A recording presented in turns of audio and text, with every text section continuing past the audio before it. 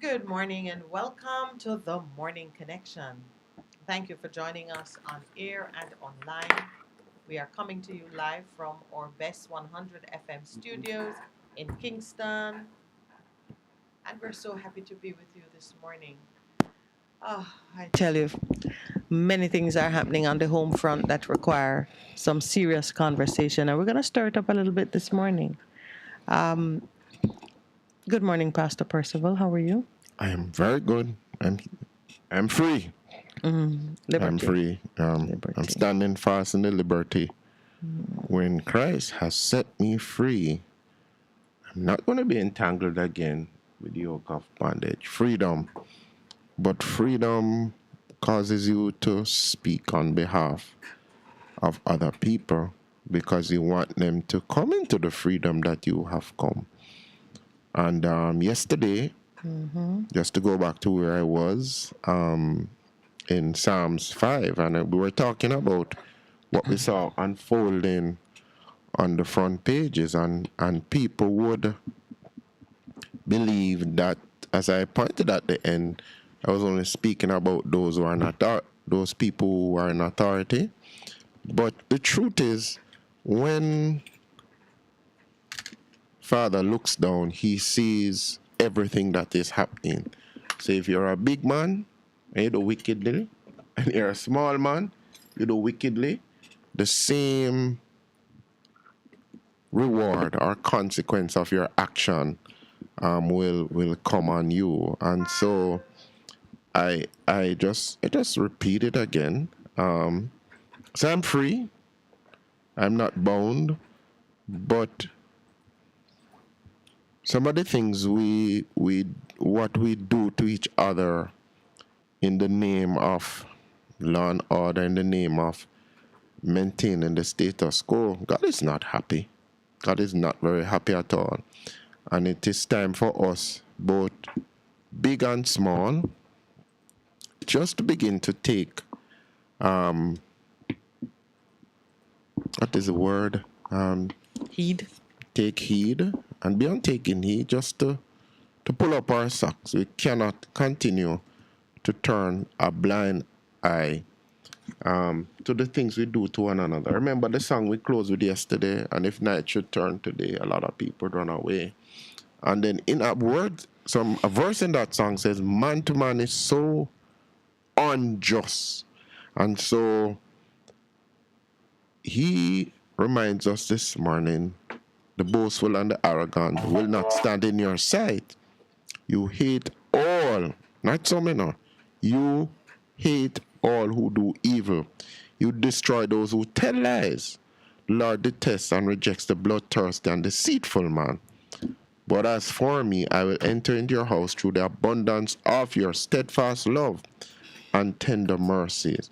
At your temple, I will bow obediently in reverence for you, O Lord. Lead me in your righteousness because of my enemies.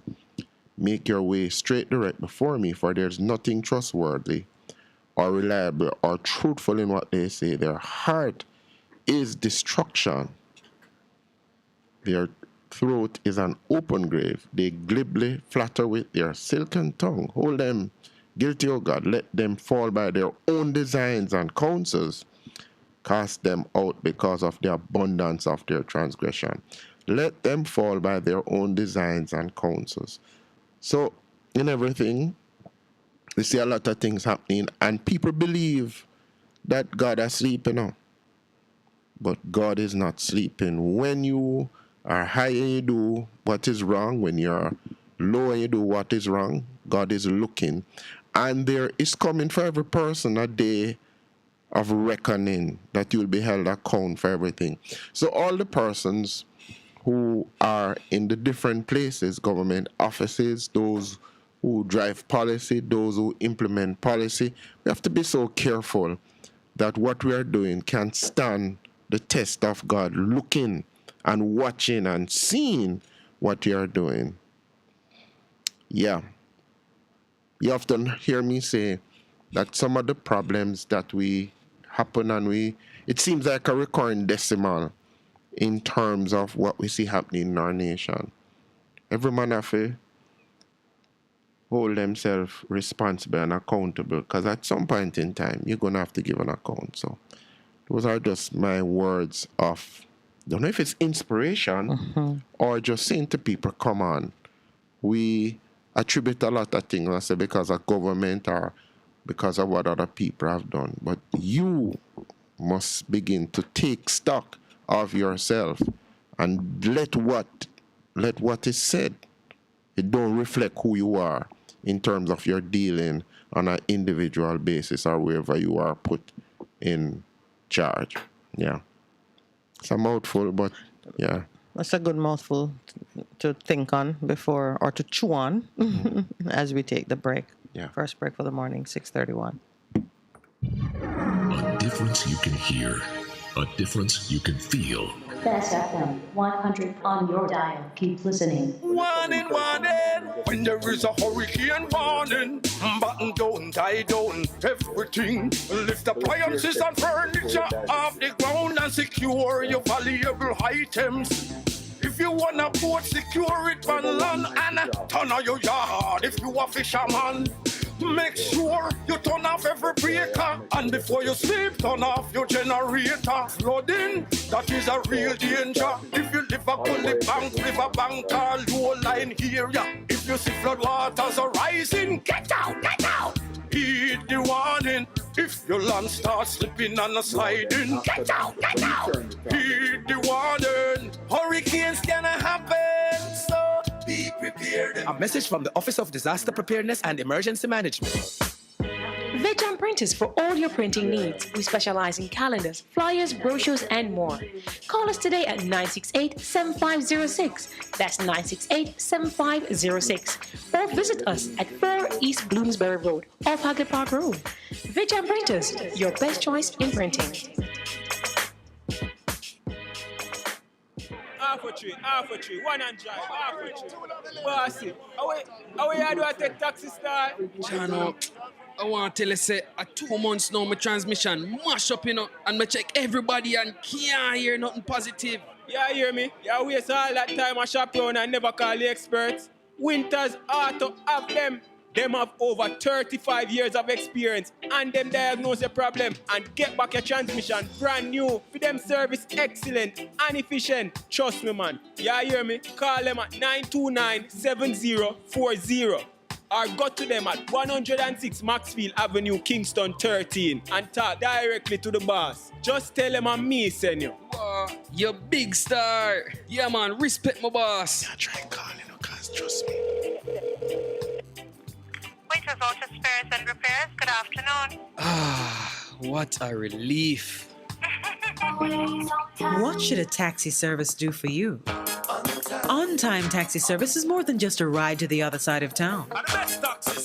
They offer clean and spacious vehicles, reliable service, and promise to always look out for their customers. They'll come when you call and take you where you want to go on time. From anywhere at all, you can call us on 926-3866. We are something special on the road. Best 100 FM is the authentic voice of Jamaica, promoting your prosperity with better vibes and better music. Let us promote your goods and services for you. Advertise with us. For more information, call our office at 876-276-8935. That's 276-8935. The Morning Connection is not your usual talk show. We aim to stimulate discussion and chart new paths to self-empowerment.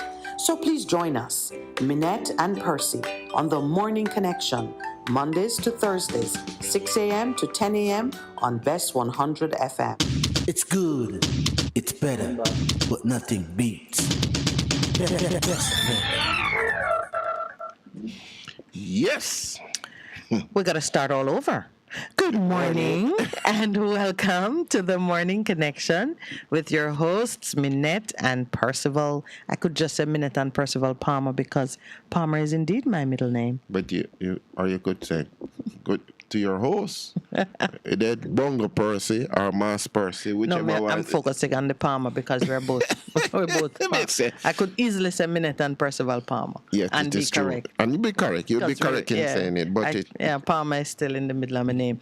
But good morning to all of you. I know when we came on, you might not have heard it. We are delighted to be here with you on this Tuesday morning, the 11th day of October. I cannot believe it. We can start playing Christmas music. Why haven't we started playing Christmas music? I love Christmas music. I usually start from September. You know, and I gotta say, this is when I miss Francois. God. Francois would have been hitting some Christmas music from September. So I say his name with a bit of reverence. Yeah, gone too soon. You know, in honoring what he did, yes, changed a lot of things. Yes, he had such was a real pioneer. Such a great sense of joy in how he used radio. But good morning to you, those on air, those online. I see you, I feel you. Earl Brown, good morning. Thank you. Earl said, drop the mask. Who did say mask? Mask who? Mask Earl? Anyway, good morning. I know it's a lady called. I said, Mass Percy, I missed Minette yesterday. Oh. Mass Percy. Mass Percy. Oh, dear. That sounds like something. It's old. Something else. Yeah, but to go back, as I said, I am free. I'm standing fast in the liberty wherein Christ has set me free. Yeah, man, I'm free. I think we heard that you're free, Percy. Yeah, man, free as a bird. And I'm not sure why you're emphasizing it. Is it that, somebody could come and buy you now? That too. Or take you up. Okay, you're free. No, it is worthwhile to celebrate freedom. And I know the freedom of which you speak because I enjoy a similar freedom. And it is also, most importantly, a freedom from the kind of restraint that would prevent you from speaking of things that other people might say, oh, it's going to affect my job, it's going to affect my reputation, or, people might not talk to me, or I might lose my license, or we're free from concerns about those things. If we lose it, we count it all joy. Mm-hmm. What a blessing it is to be punished and put to the task because you speak your faith, and your faith is built on solid rock. So this morning, I tell you, we're going to be calling out some things because we are way too quiet about the things that are disturbing the peace of this nation. We're way too quiet about it. And I'm not sure if the quietude is because of fear and enslavement, or a lack of heart, or, as I like to think, we are very busy maintaining military silence because we have a strategy that is unfolding. But there is an aspect to how you respond to things which requires the declarative power of our words to go out and shift things in the atmosphere. And this morning is a morning for declaring and for speaking against a number of things that we see, and they all have to do with our police force. Our police force? Mm-hmm. That's what's on my mind. There's a headline that says savagery on the front page of the Gleaner. That's not about the police. But the story that just really touched my heart is the story about the young man who was injured 2.5 weeks ago, was hospitalized in the Spanish Town Hospital, and he succumbed to his injuries yesterday. Mm-hmm. Yeah. It's not the fact of his death that is troubling. It's the series of events that you have to, when you read the family's account, and the family has not really even come to a conclusion. They're just repeating the conversations they've been having with him as he has been in the hospital. His words and their experience condemns the Spanish Town Hospital. It condemned the police. And those are the two leading actors in what has happened. The family's report is that this 18-year-old boy was on the street in went to shop. in a public area, a shop. The police report that a team of them were fired upon, and they returned fire as the gunmen fled, and they injured one of the men. The young man who was injured had 3 shots to his abdomen, not to his back, as you would expect from fleeing felons. 3 shots to the abdomen. No gun recovered. He was put in hospital. He was taken to the hospital after the citizens protested at the delay. So you have the inhumanity of the police injuring someone and leaving the person to lie on the street like an animal. And that's the first part of what is very disturbing to me. Understand that when the police injure someone, you can't go and take the person to take them to the hospital. It's like them belong to the police in that moment. So just imagine you standing there seeing someone injured on the ground and the police is doing nothing. They don't call ambulance, they don't pick up, or nothing is being done. The citizens were the ones who forced them to take him to the police. And it just brought back to memory stories of yesteryear when the police would injure people and drive around the city with them until they die. You've heard such reports. I grew up hearing those. Those were the stories that made you as a country person don't want to come Kingston because you don't want police shoot you and drive around with you until you die. You know, in our imagination, that's how things went down in the city. That's when you're growing up, that's what happened. Well, you heard. But you've heard tales of, you've never heard tales of it? Right. So, not calling any particular name. We're talking about as a child growing up, that's why I never want to come to town. They were afraid. Those are the stories of the city. It's a heartless place. So first you had that happen. Residents blasted the police team for not moving swiftly to take the injured teenager to the hospital. In the hospital now, and I could see it, and it's just so disturbing to me. He's in the hospital under police guard. 2 things happen.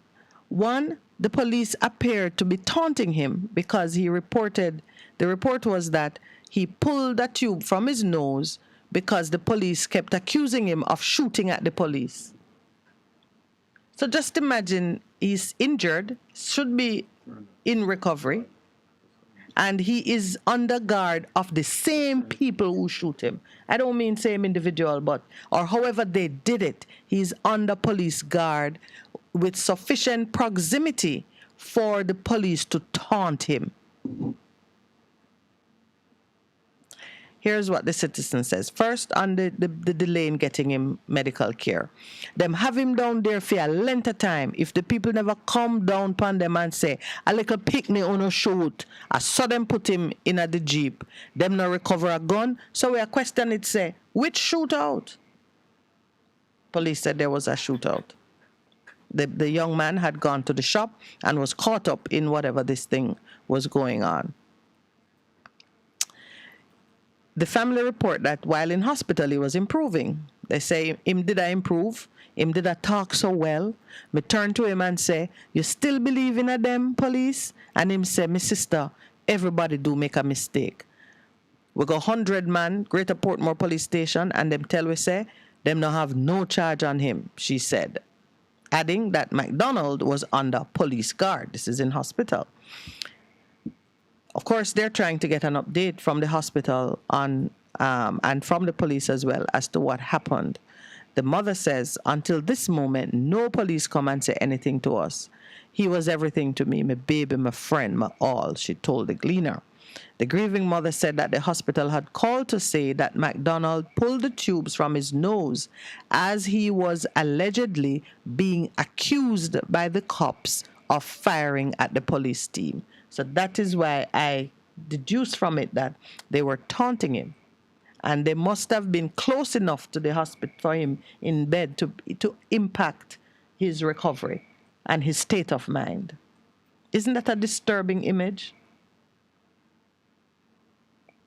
I'm listening. The whole time Tuesday, the day before he died, him tell we say, Them take him off drip, so him not get no fuel and him dehydrated. And him a go give up because him can't take it no more. This is the mother, adding that her son said they connected the tubes because they knew she was coming. And that's what I was contemplating, I'm what just it wondering, says about the medical care. Because why would they take him off drip? Because there's a difference there in my own mind between what the police have to do and what the hospital have to do. Yes. And medical is about saving lives. Yes. It's about... And usually the police presence should not be such that it has an impact on the injured person's because they're doing well-being. what they're doing. Because the good doctors will tell you, all right, yes, we are about saving his life. We don't have a different... Stay over there, so yeah. No, this interfere. is a severely injured person, you know, with wounds to the abdomen. So they think he might go get up and run out? Well, I won't comment. And they are the ones who shot him. It's not like he was shot by gunmen and they're concerned for his safety, that somebody's going to come back and finish the job. They were the ones staying there to finish the job. The family was in the process of applying for a transfer to another hospital when he died. He had wanted to see his pregnant girlfriend, wanted her to do an ultrasound to determine the gender of their unborn child. Mm-hmm. But interestingly, did he say that he forgive them? Yes, he did. Him said, my sister, me want to get justice for me. Me want to defend me. Him look upon one of the police and say, me want to protect my mother and sister. Please, she said. And he forgives Scott. That should be the bigger thing. As for whatever happened in the circumstance and situation, he had the presence to say, you know. The headline, the first sentence says, as he lay on his deathbed, 18-year-old Tyrone T.J. McDonald expressed forgiveness to the policeman who shot him, but made one final request of his family to seek justice on his behalf as he maintained his innocence. I tell you, sir, this country is traumatized. This tells me, well, luckily, I'm not sending my child to shop, but it tells you that this can be any one of us. Then it can be. Any one of us. Any one of us. The truth is, you could even be driving by and something reach you. But that's another thing that happens. But one of the other realities, and is for us to understand too some of the circumstances under which our security forces operate. And to take that into consideration, that have brought us to this point, that openly people are taking on police. They're not afraid. But I tell you, we never thought we'd have come to this point where nobody in our country, nobody respects authority anymore, whatever it represents. And no question we have to ask ourselves, what brings us to this point? Yep. Complete lack of trust and breakdown in the systems. Yeah. Because once upon a time when you saw, you said, but no, no respect, no, for nothing at all. Because if you even think in terms of the church, once upon a time, yesterday you made the fact about women that because they carried the cradle, you would never see a situation where they would become open targets. Targets, yeah. Yeah. But that has broken down. You see people shooting at women. It just happening. No respect for anything at all. That is the state we have reached. And we have to ask ourselves, how have we contributed to where we are now in terms of the breakdown? Top, bottom, everybody across, in terms of what has really happened, that no respect for nothing at all. It's like open season on anything. On anything. Open season on the police and the citizens. Open season of the citizens and the police. open season by the gangsters and women and children. Look at this. Savagery. Mm-hmm. Yeah. No respect for life in any form. Just all right. So we know the spiritual cause for this kind of manifestation, this kind of behavior. Mm-hmm. We know what leads to this. Mm-hmm. And there's a time when you could say, oh, crime and violence is the result of poor people not having opportunities or training or education or whatever. But that does not explain the savagery that you see on the front page. No, sir. That is not because people poor and don't have opportunities. It does not explain the natural disasters that would take out a whole family, whether it is water damage or the ground collapse, or which is water damage too. It doesn't account for arson that may have been intended for one house but spread to 10. 10 houses. There are some things happening which tells you that if you explain one incident away with some logical argument, that argument can't extend to the other incident. Things are just popping up everywhere. Mm-hmm. It certainly reminds me of, do you remember before, in the time of the judges, when everybody did what was right in their eyes. And you know that it is because there's been a complete abandonment of a belief, a reverence, any kind of obedience to the will of God. Mm-hmm. I have there's something that was on my heart this morning that I wanted to share with you. It's coming from the book of Jeremiah. Mm-hmm. First in Jeremiah 23, verse 23, interestingly, where a pronouncement is made that tells you it gives you an understanding of the reach of God. You did Psalm 5. Mm-hmm. God posed a question. Am I only a God nearby? Like, I only see what's right in front of me? Am I only a God nearby, declares the Lord, and not a God far away? Who can hide in secret places so that I cannot see them, declares the Lord? Do not I fill heaven and earth?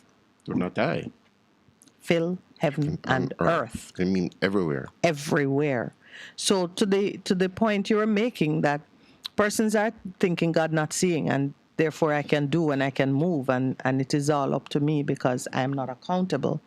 It's a reminder that the eyes of God are watching. We can't say it in too many different ways. Every which way. Watching. He's not a God far away that you believe that by the time your information gets to him, you would have died and be beyond his reach. No. He fills both heaven and earth. Whatever your concept of it is, he fills every realm in which you could have any kind of existence. And then to those who believe that they're the hand of judgment and that these are the days when you are righteously fulfilling what it is that people deserve. To the police who are out there saying, well, if the judge won't put them away, I will deal with it by the gun. To the ministers who say, shoot to kill, because you don't have the time to treat with people in the right way. To those who feel like, let me put the bulldozer to work and then show a heart of justice or care. Just want you to know that after God used you to punish those who have erred, he turns around and punish the punisher, because there is no place. This is one of the most interesting things that I find about the divine workings of things. There is no place for evil, not even when it is being carried out in the form of judgment. There's no place for it. Therefore, the Lord says this: because you have not listened to my words, I will summon all the peoples of the north and my servant Nebuchadnezzar, king of Babylon, declares the Lord. I trump their king. Him a go bring down upon you the Babylonian king. And I will bring them against this land and its inhabitants and against all the surrounding nations. I will completely destroy them and make them an object of horror and scorn and an everlasting ruin. When we speak like this, we're not saying you must expect Nebuchadnezzar. We're saying that as he did then, so it is now. When we transgress and start run our own show, and it is time for us to be punished for the misbehavior, he brings your neighboring king. He bring Mr. Biden or Mr. Putin. Or Mr. Jinping. Or which one? From China, Jinping. That's his name? That's his name, Jinping? At this point, no, I don't want to try and pronounce it. Let's work with that. Mr. Ping. Mr. Ping. Let's work with that one. It's not become the absolute leader. Absolutely. He brings people from afar to come judge you, to come and execute judgment on you. And while you are executing judgment, if you feel that you're the hand of judgment, and I speak to the police and I speak to the hospital administrators and so on, who see a youngster come in blooded and feel that because he come in with the police, he's not worth the best care possible. If that's what you're thinking, because he's on the police guard and you have other law-abiding citizens to care for, and you're under pressure and the workload is heavy and you're underpaid and the place don't have enough resources and therefore he is of no consequence. But if you feel that that's the judgment that you can make because you don't see that person as worthy, let me go to verse 12.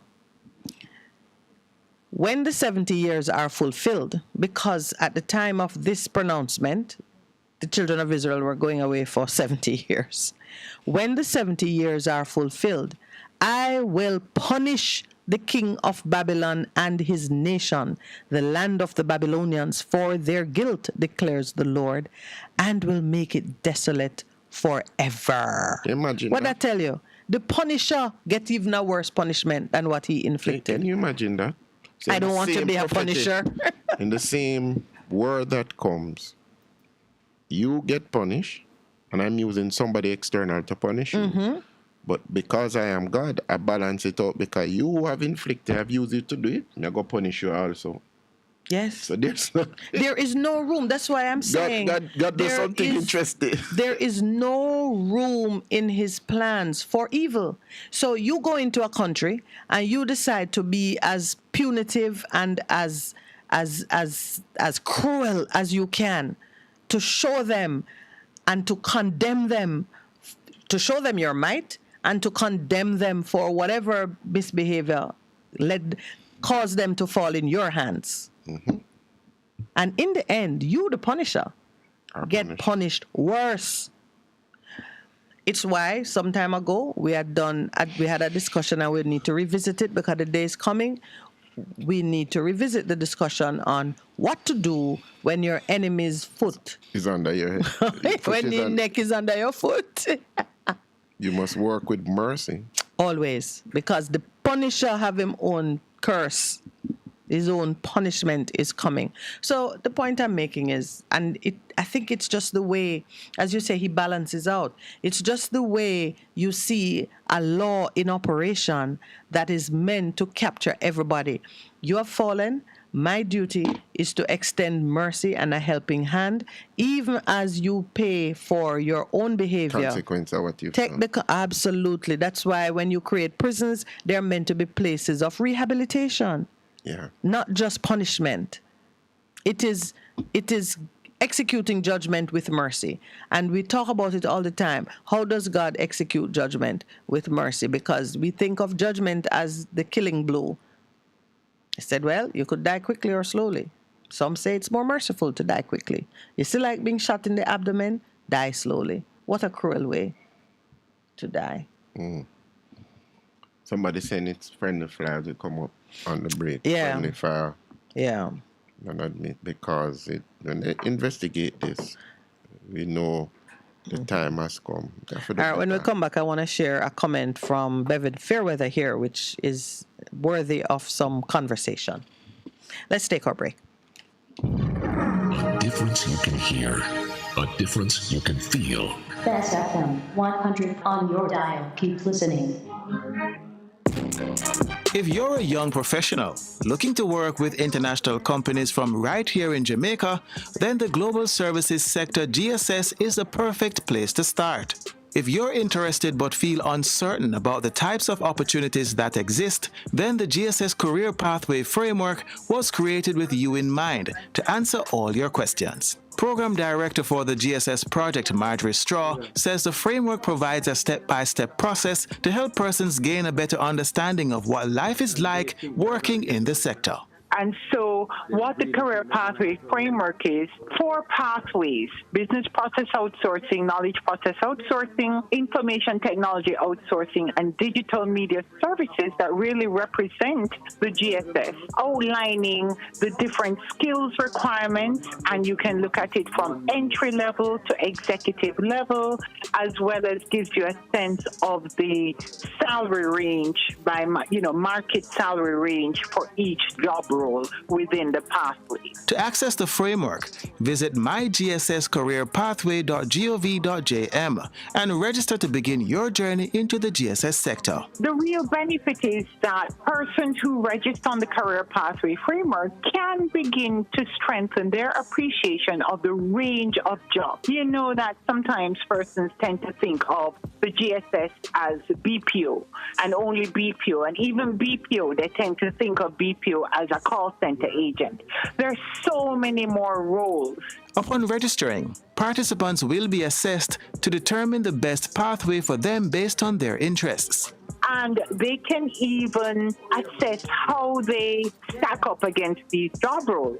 So, for example, let's say that they think they're a good fit for knowledge process outsourcing, and maybe the skills they're looking at seems to match what they have in mind or the skills that they possess, but they're not 100% sure. Well, there's a self-assessment test called the RISEC, R-A-I-S-E-C.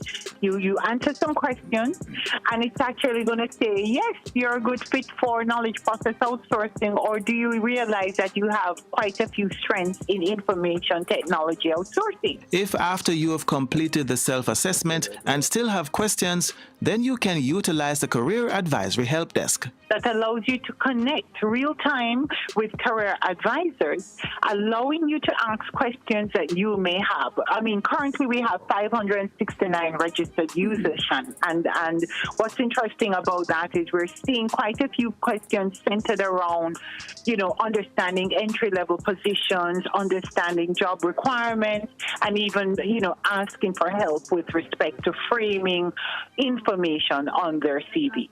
Ms. Straw says each pathway has a variety of job opportunities in multiple areas that interested persons can choose from. Let's take KPO, for example. KPO, includes, for example, shared services. Shared services cover areas such as technical proposal writing, there's accounting, financial services, project management, risk management.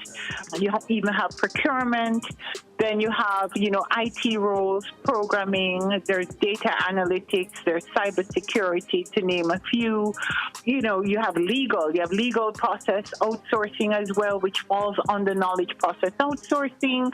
You have operational management, just to name a few. The list is actually quite long, and this is why we're encouraging persons to go on and just familiarize yourself. With endless opportunities available for you within the global services sector, the Career Pathway will help you start your journey in the right way. Once you're registered on it, very easy registration process, by the way. Again, my gsscareerpathway.gov.jm. You register, you can take your time and analyze and examine the different roles, because you're not sure, especially for entry level where you're not sure if there is a fit. And then don't hesitate to use the career advisory services. There's no limit to how many times you can check in through that career advisory service to get, help to your question. Program Director for the GSS project, Marjorie Straw. Visit mygsscareerpathway.gov.jm to register to get all the information you need. That's it from me this week. I'm Andre Palmer. Thank you for listening.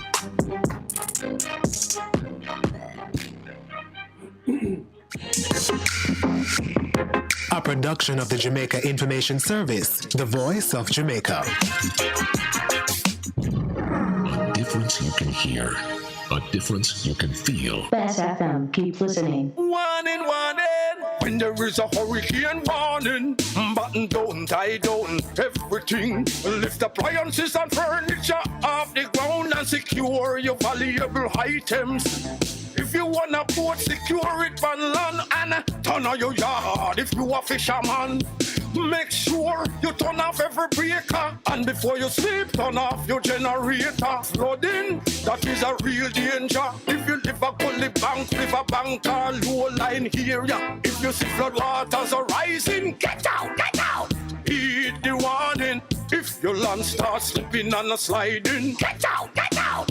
Heed the warning. Hurricanes gonna happen, so be prepared. A message from the Office of Disaster Preparedness and Emergency Management. Half a tree, one and drive, half a tree.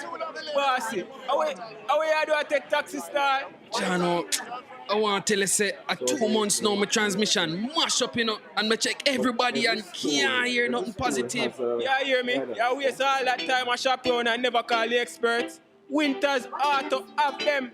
Them have over 35 years of experience and them diagnose your problem and get back your transmission brand new. With them service excellent and efficient. Trust me, man. Yeah, hear me? Call them at 929-7040 or go to them at 106 Maxfield Avenue, Kingston 13 and talk directly to the boss. Just tell them I'm me, send you. You big star. Yeah, man, respect my boss. Trust me. If things don't work, Voiceless Auto Spares and Repairs, good afternoon. What a relief. For a better choice in all your electrical supplies, A, authorized 3M dealer and better brand names. B, better service including free island-wide delivery. C, all major credit and debit cards accepted. It's ABC Electrical Sales. Shop number 8, Hagley Park Plaza, Kingston 10. Open Monday to Friday, 8 a.m. to 5 p.m. Saturday, 8 a.m. to 4 p.m. We make your electrical jobs as easy as ABC. Call 754-3825-8 or fax 754-3659. ABC Electrical Sales, for a better choice. Vejan Printers for all your printing needs. We specialize in calendars, flyers, brochures, and more. Call us today at 968-7506. That's 968-7506. Or visit us at 4 East Bloomsbury Road, off Hagley Park Road. Vejan Printers, your best choice in printing. What should a taxi service do for you? On-time taxi service is more than just a ride to the other side of town. They offer clean and spacious vehicles, reliable service, and promise to always look out for their customers. They'll come when you call and take you where you want to go on time. From anywhere at all. You can call us at 926-3866. We are something special on the road. Best 100 FM is the authentic voice of Jamaica, promoting your prosperity with better vibes and better music. Let us promote your goods and services for you. Advertise with us. For more information, call our office at 876-276-8935. That's 276-8935. The Morning Connection is not your usual talk show. We aim to stimulate discussion and chart new paths to self-empowerment. So please join us, Minette and Percy, on The Morning Connection, Mondays to Thursdays, 6 a.m. to 10 a.m. on Best 100 FM. It's good, it's better, but nothing beats.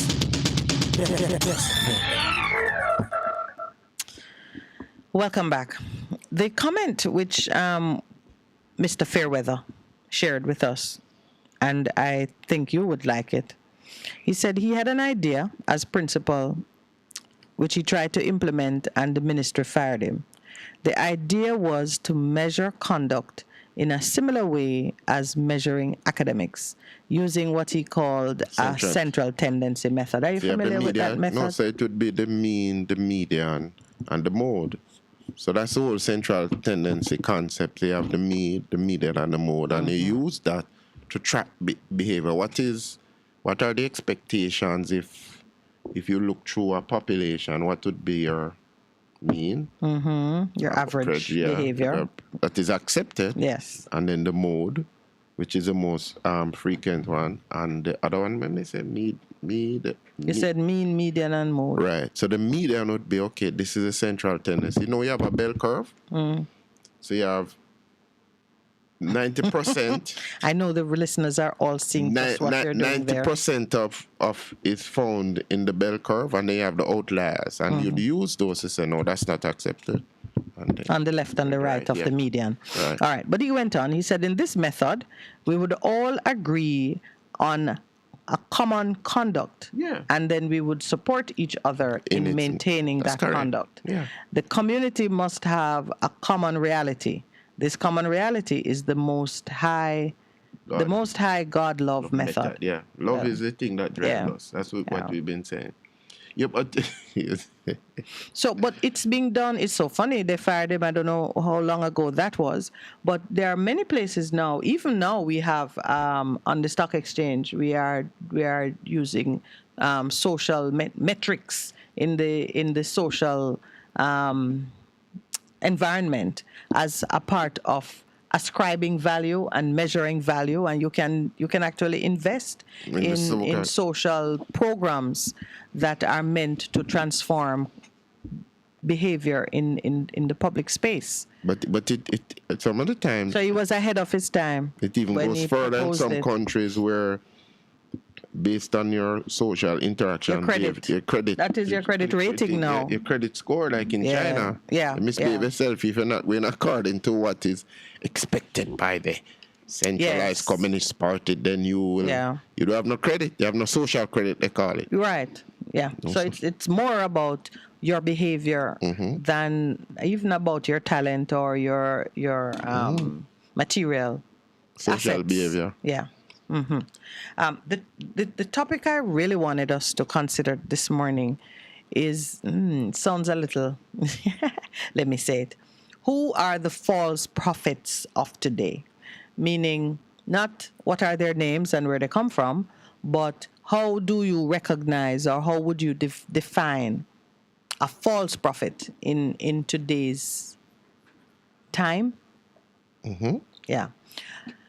I was reading something this morning, and it struck me that we have, in the way that things tend to have two faces. We've always been pitting, let's say, science and technology, STEAM. Been STEM? STEAM. Science, technology, to be arts, include arts. Yeah, the arts are included in it. Oh, yeah. So STEAM. We tend to pit those disciplines, knowledge-based, academic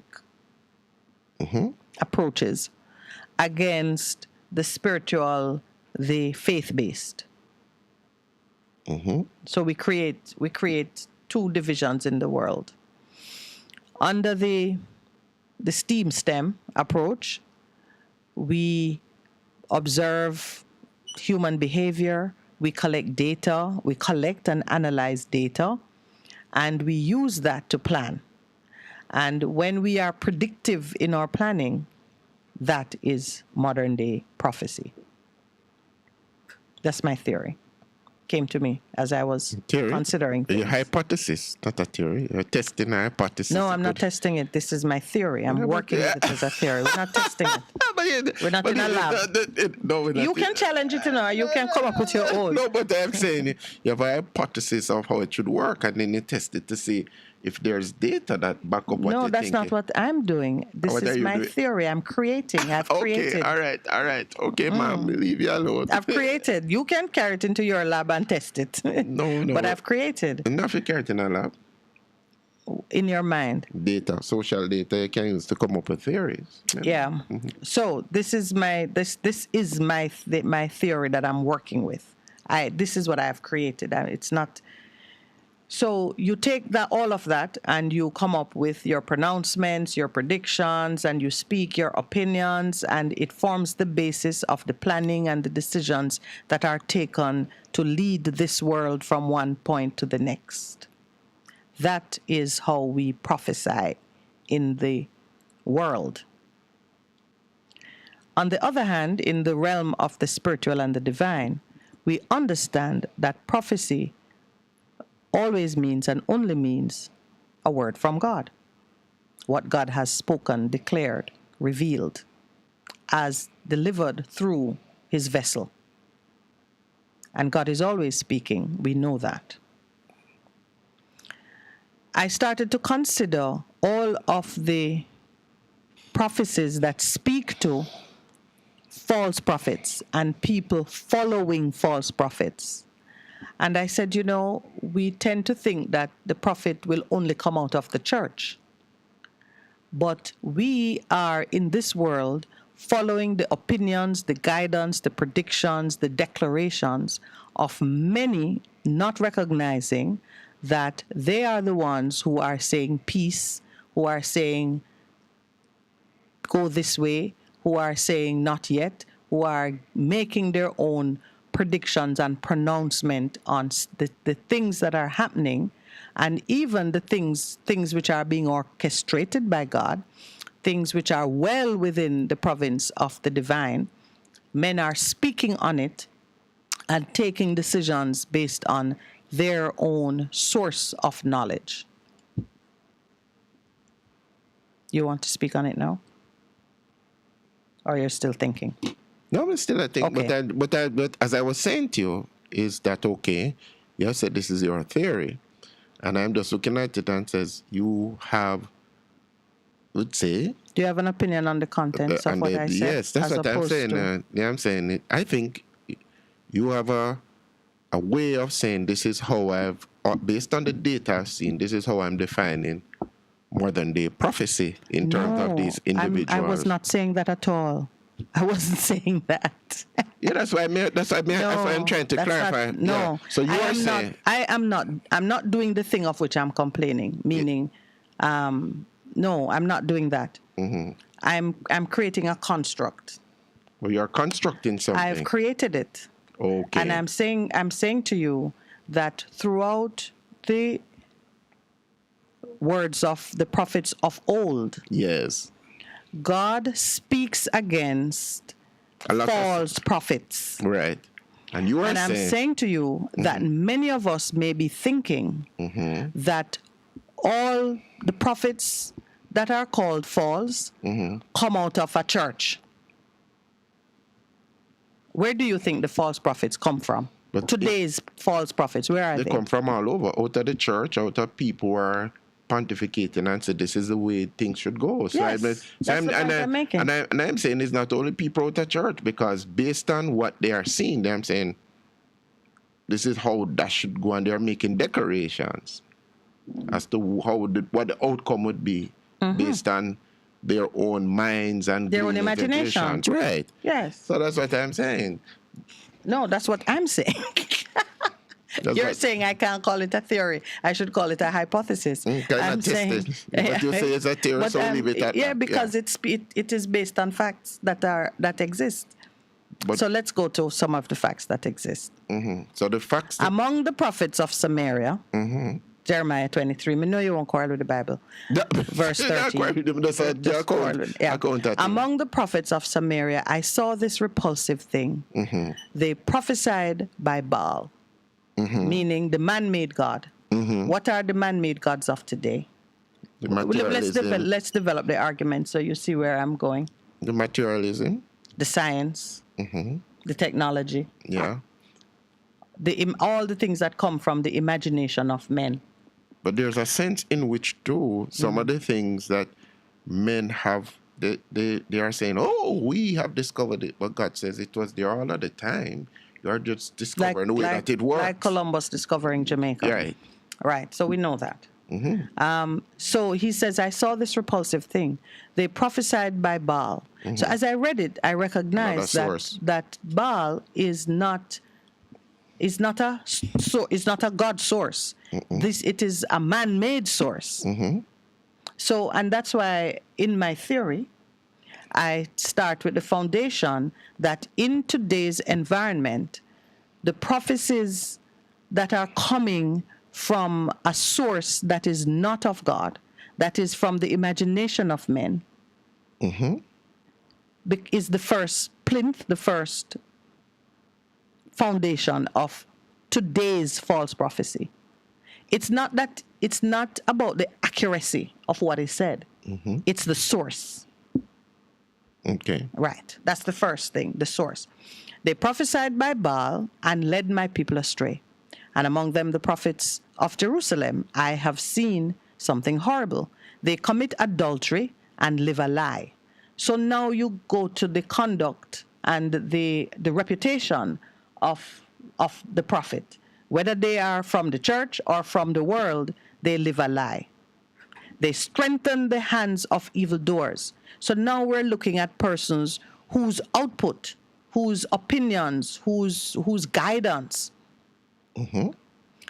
strengthens the hands of those who are oppressing, stealing from, victimizing, abusing, any word you want to use, evildoers. And evildoers in the plainest sense is those who are not working within the will of God for his people, who are not blessing the people through the righteous administration of public resources, who are uncaring of the demands, the well-being of the people. That's why we speak against wicked rulers, so that not one of them turns from their wickedness. In other words, you out there, you're a consultant, you're an advisor to government or to a public institution. You are using the science and the technology and all the acquired knowledge of the ages to create policies and give instructions and set up systems. And those systems are not guiding the leaders of the country away from wickedness, away from abuse, away from victimizing the people whom they are set to serve. That and I'm in agreement. So because the source of their knowledge, according to your theory, is the wrong place. The wrong, yes. So in the wrong place, they have this information.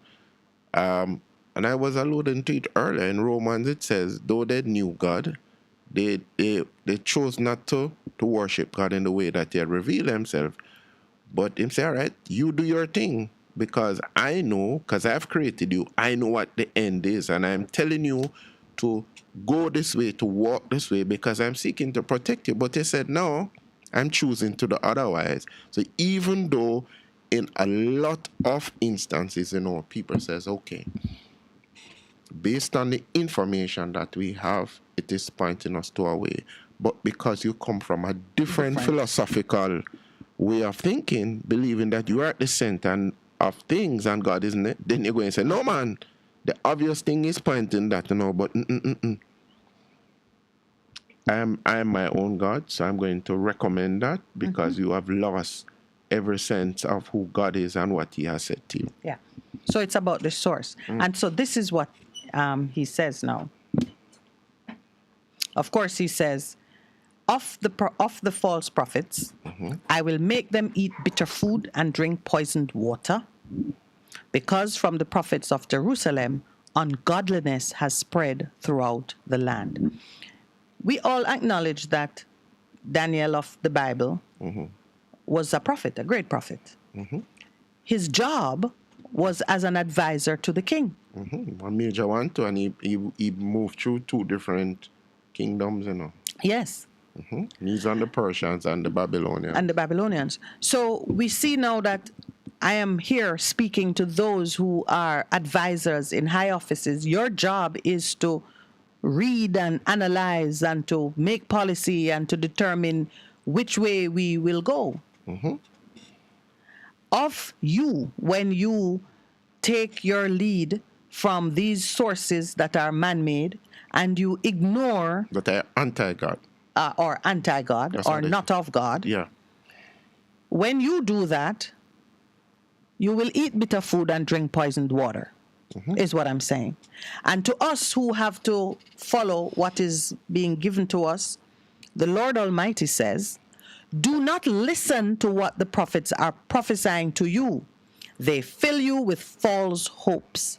They speak visions from their own minds, not from the mouth of the Lord. It's why I started. I started by saying, I am speaking to these two places from which people make their predictions and set the plans for what is to come. Those who speak from the world and do their analysis and their create their opinions, which becomes policy, and those who, whilst being knowledgeable about the science and the technology and the arts and the math, such as we are, we make sure that what we hear and the opinions we formulate and the direction in which we go is based on the word of God, the will of God, the urging of God. And those are the two differences. And that's why I say this is my theory. It's not an hypothesis. It is a theory pulled from what God has already said, all the warnings that he has laid down for us, and what is actually happening. Because, all right, let's. They keep saying to those who despise me, the Lord says you will have peace. And to all who follow the stubbornness of their hearts, they say, no harm will come to you. But which of them has stood in the counsel of the Lord to see or hear his word? Who has listened and heard his word? But just to back up what you have said, for many years, people have contended, even the whole thing with racism, that the blacks have evolved from monkeys and that foolishness which from their imagination. Yeah, because it don't make sense.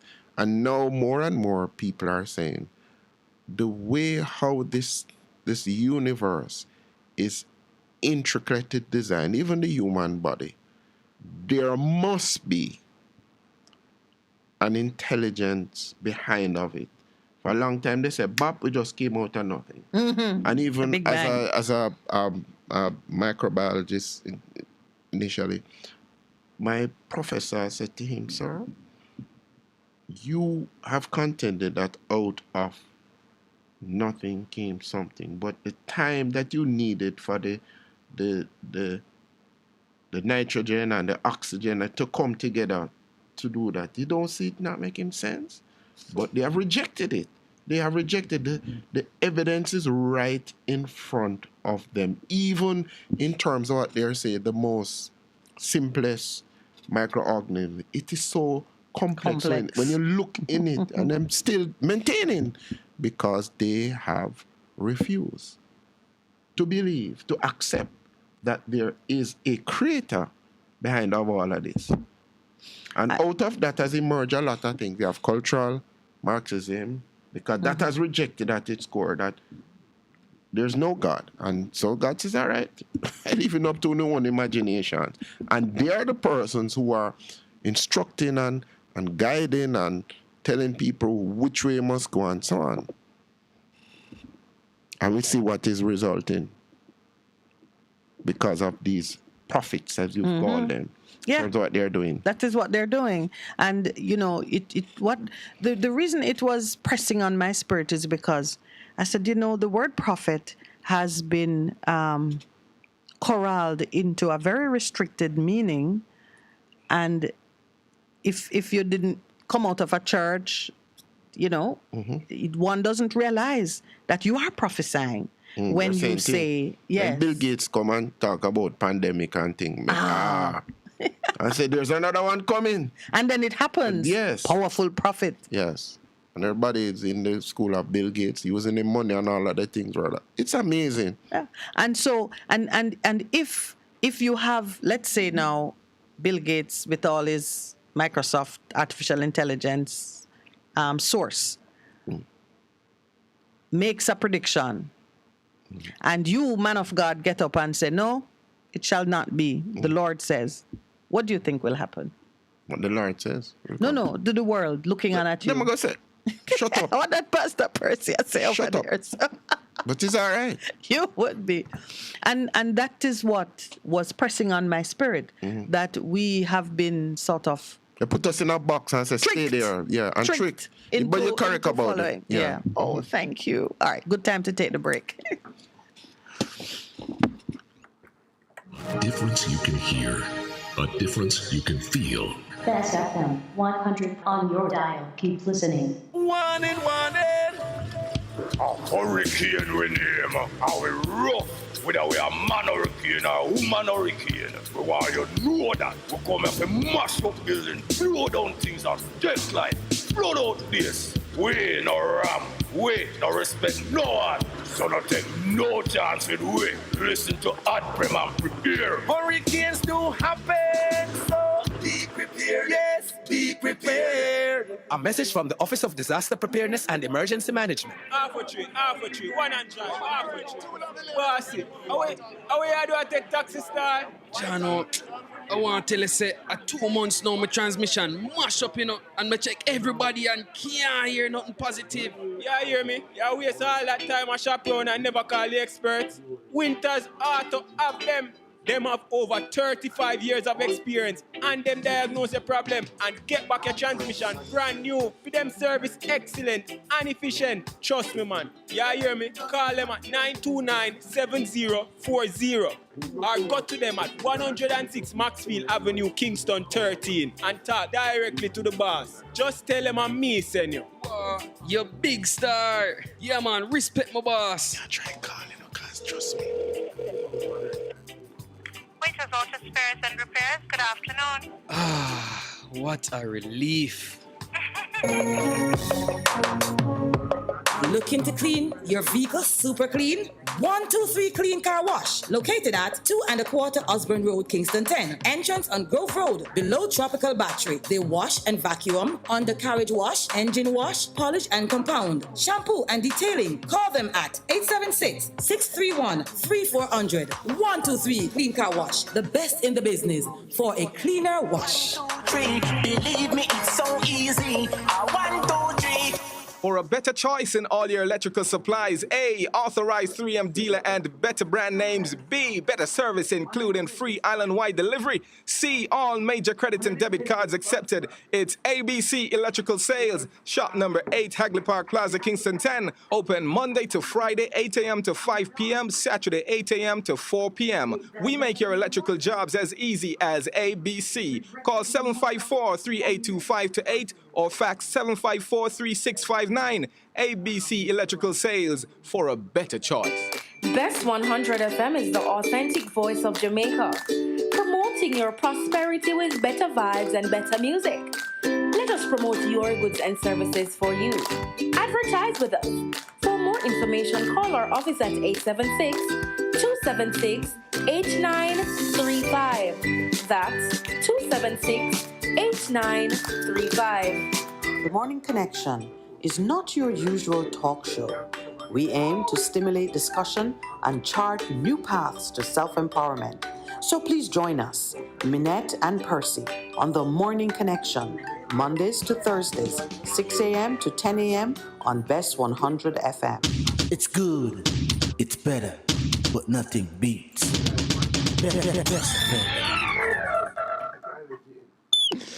Welcome back. This morning we are having a conversation about false prophets based on a certain revelation to yours truly in just developing a right understanding of how we address certain things that are unfolding.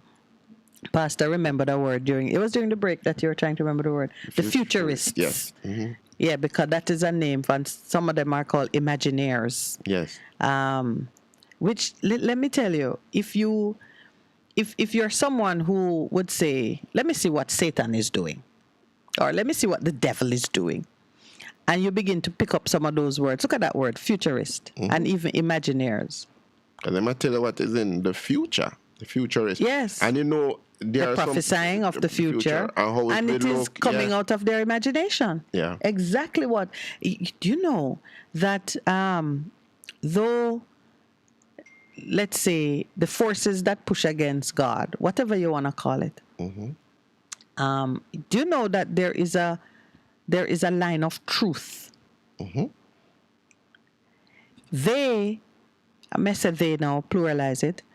When you analyze it carefully, you'll see that it runs on the same laws that everything operates. It's like the yin and yang, which is why so many cultures recognize that every coin have two faces, but it is the same physical coin.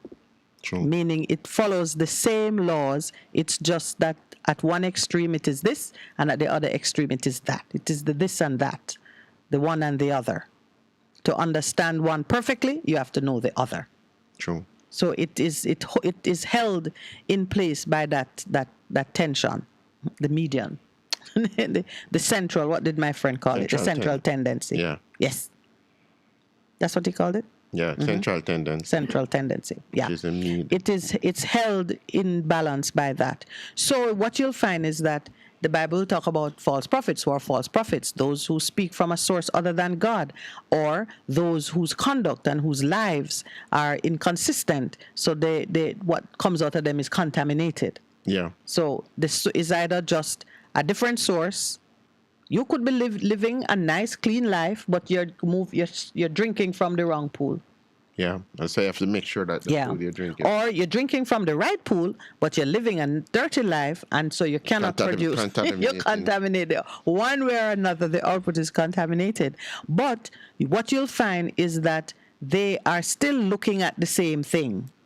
So some call themselves futurists, and some future cities will be like in terms of. But they're all prophesying. But I was listening to BBC World News, and this is what the future look like. In terms of dealing with the excess carbon dioxide, you'll have trains that are moving around and absorbing the excess, so to help with the climate change. Me say, all right. The imagination of men. Yes, sir. Anyway, part of the prophecy that I accept, Jeremiah, the anger of the Lord will not turn back until he fully accomplishes the purposes of his heart. Of course, we know that a main purpose of his heart is reconciliation and redemption. Has always been. Yep. In days to come, you will understand it clearly. So anyone who don't catch it now, in days to come, you will remember this morning when we spoke of false prophecy, and you were given the clear understanding that the things that are pulled entirely from the imagination of man and come out of this world and has no bearing, no foundation in God, the things of God, the will of God, the heart of God, that is the false prophecy that you must not follow. Whatever you hear out there, you take it back into your private place of meditation and reflection and speak to your Creator and seek to get some word on the purposes of his heart that he's going to accomplish. And bear in mind now that the purposes of his heart are accomplished on the macro, meaning on the world stage, nations, and on the micro, meaning on the you and me stage, in our hearts. So you got to say, Lord, what is the purpose of your heart towards me? Same Jeremiah tell you too that he has his purpose, what he has in mind for you is a hope and a bright future. Good stuff for you. Not destruction. Jeremiah not destruction. Beautiful. And then on the world stage, of course, you know, nations will fall, some will be remembered no more. And even when a nation is falling, a remnant that is close to the heart of God will survive. You just be a remnant. That's my new ambition and prayer. To be part of the remnant. Oh, you mean, man? Gotta be in the remnant. But even as we continue to speak about and ponder, these people are making projections. When you look at, so the UN has remember those 2030 the sustainable goals, the SDG Sustainable Development Goals. Yes. That's a part of their projection. Oh yeah, that is their prophecy. Yes, and a part of their thing is a lot of other things like what's happening with currency, digital currency, the central bank, all of their projections of bringing the control to man as it's at center and having a few people to control what happens to everybody else. They're seeking to create the future of their own design. Right. Yeah. They're saying that. And expecting us to fall in line. Yeah. And no God knowing at the center. And the Lord Almighty who created you says, I did not send these prophets, yet they run with their message. And they run I with did their not thing. speak to them, yet they have prophesied.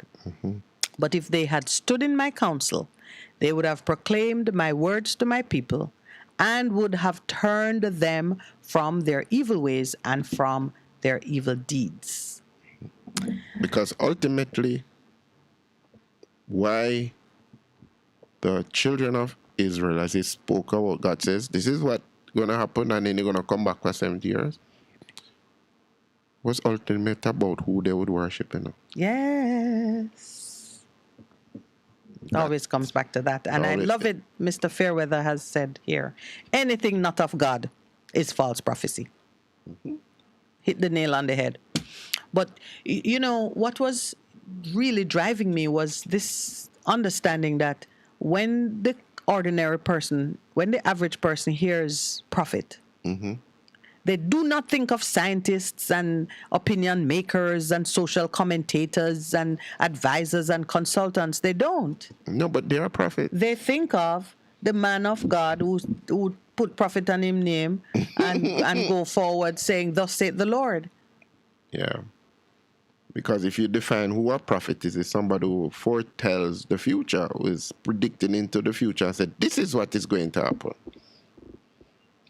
And as I was joking, saying to you out of the break, them can't get up and say anything they want, but guess what happened? We, men of God who prophesy, the licks hotter, That's why he came against him.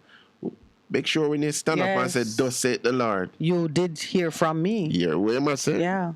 And it goes further, he says, they think the dreams they tell one another will make my people forget my name, just as their ancestors forgot my name through Baal worship, to your point. And I'm emphasizing it this morning because we're seeing things happen and we're hearing many opinions being uttered about where this is going and what's going to happen and so on and so forth. And you making decisions for yourself and for your family have to develop a right understanding of, okay, which way do I go? What is happening here and how will this play out in the end? Those that are not speaking from the right source, it will fall, it will fail. Those who are saying, where is their God? And who is saying, stay there, pray and pray, I don't think. Just understand that a part of it is to drive people into forgetting, mistrusting, doubting that God is able, or that he exists, or that he is present and watching. And that's what they choose to do.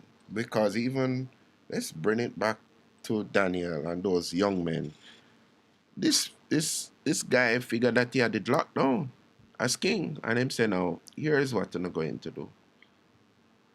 And he does it, and God intervenes and says, hold on.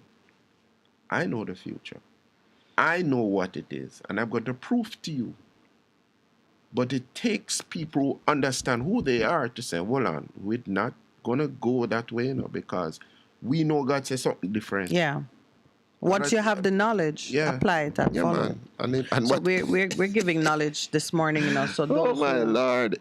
As we think about this further with your theory of things and who the prophet is and so on, interesting. It's a whole lot of food for thought, because a lot of people have not thought of those people who go up on media and say, this is what's going to happen. And this, based on these trends and da-da-da. And then something happen and them say, they never come back and say, sorry, no. No. Never come back and say, I got it wrong, but okay, no, maybe next time.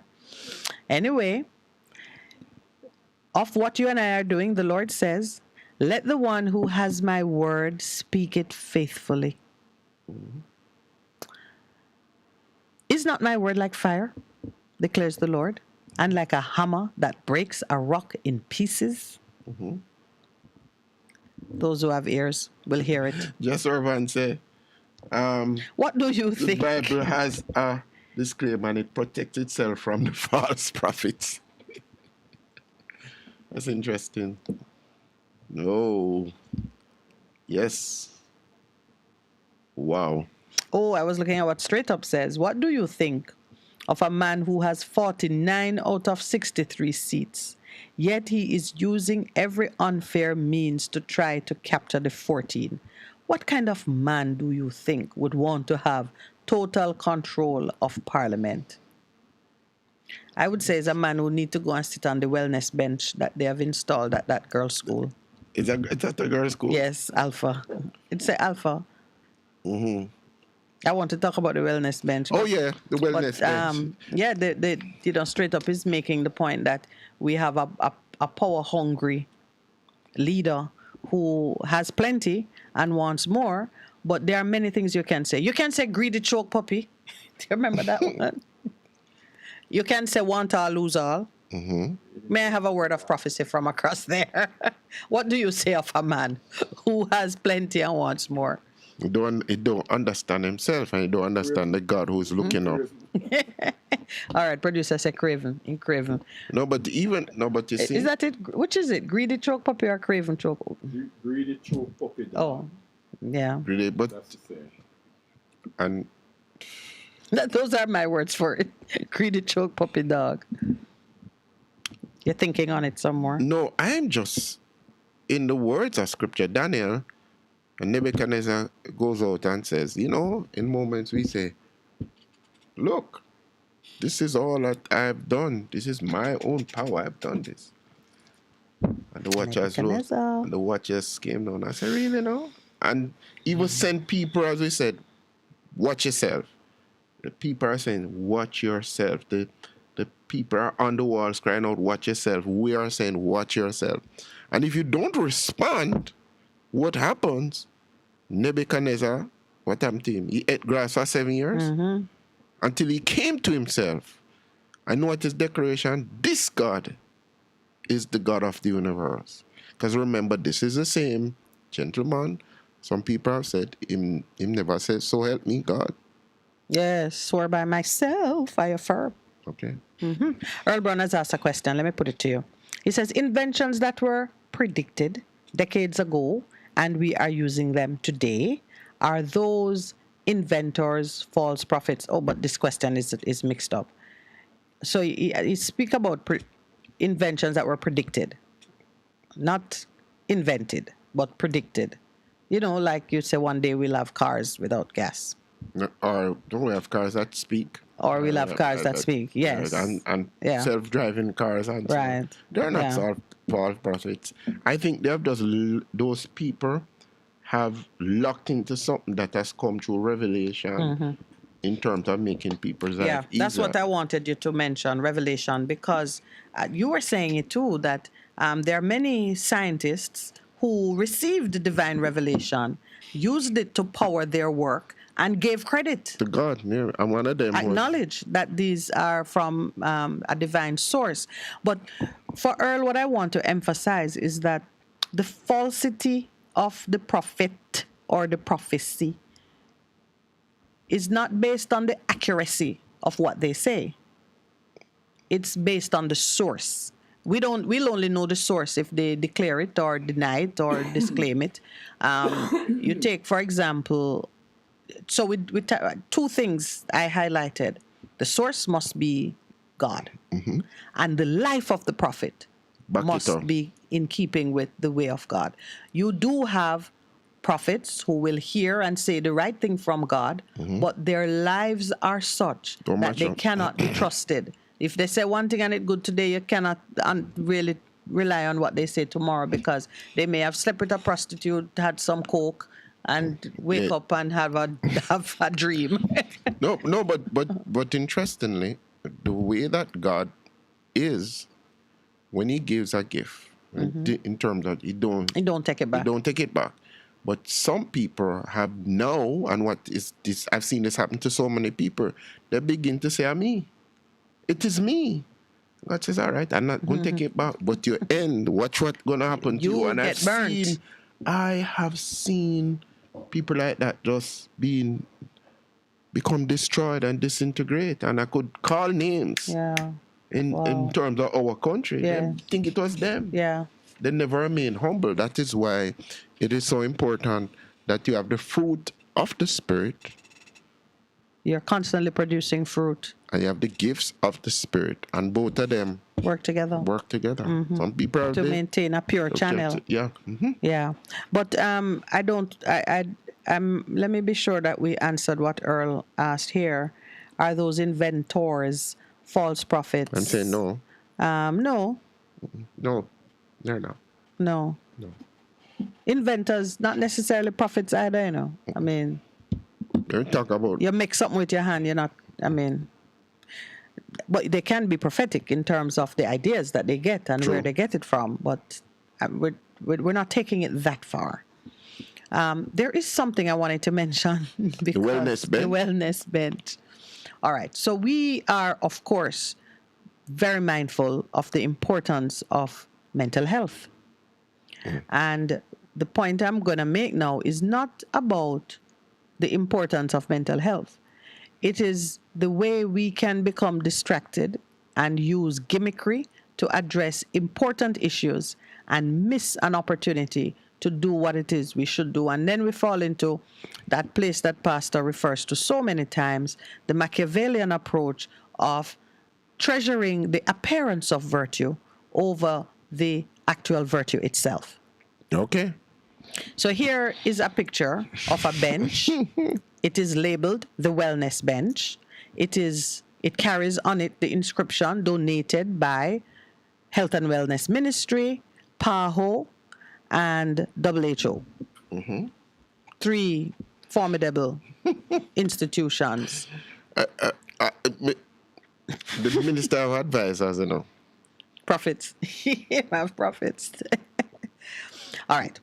So I know this is not a new concept.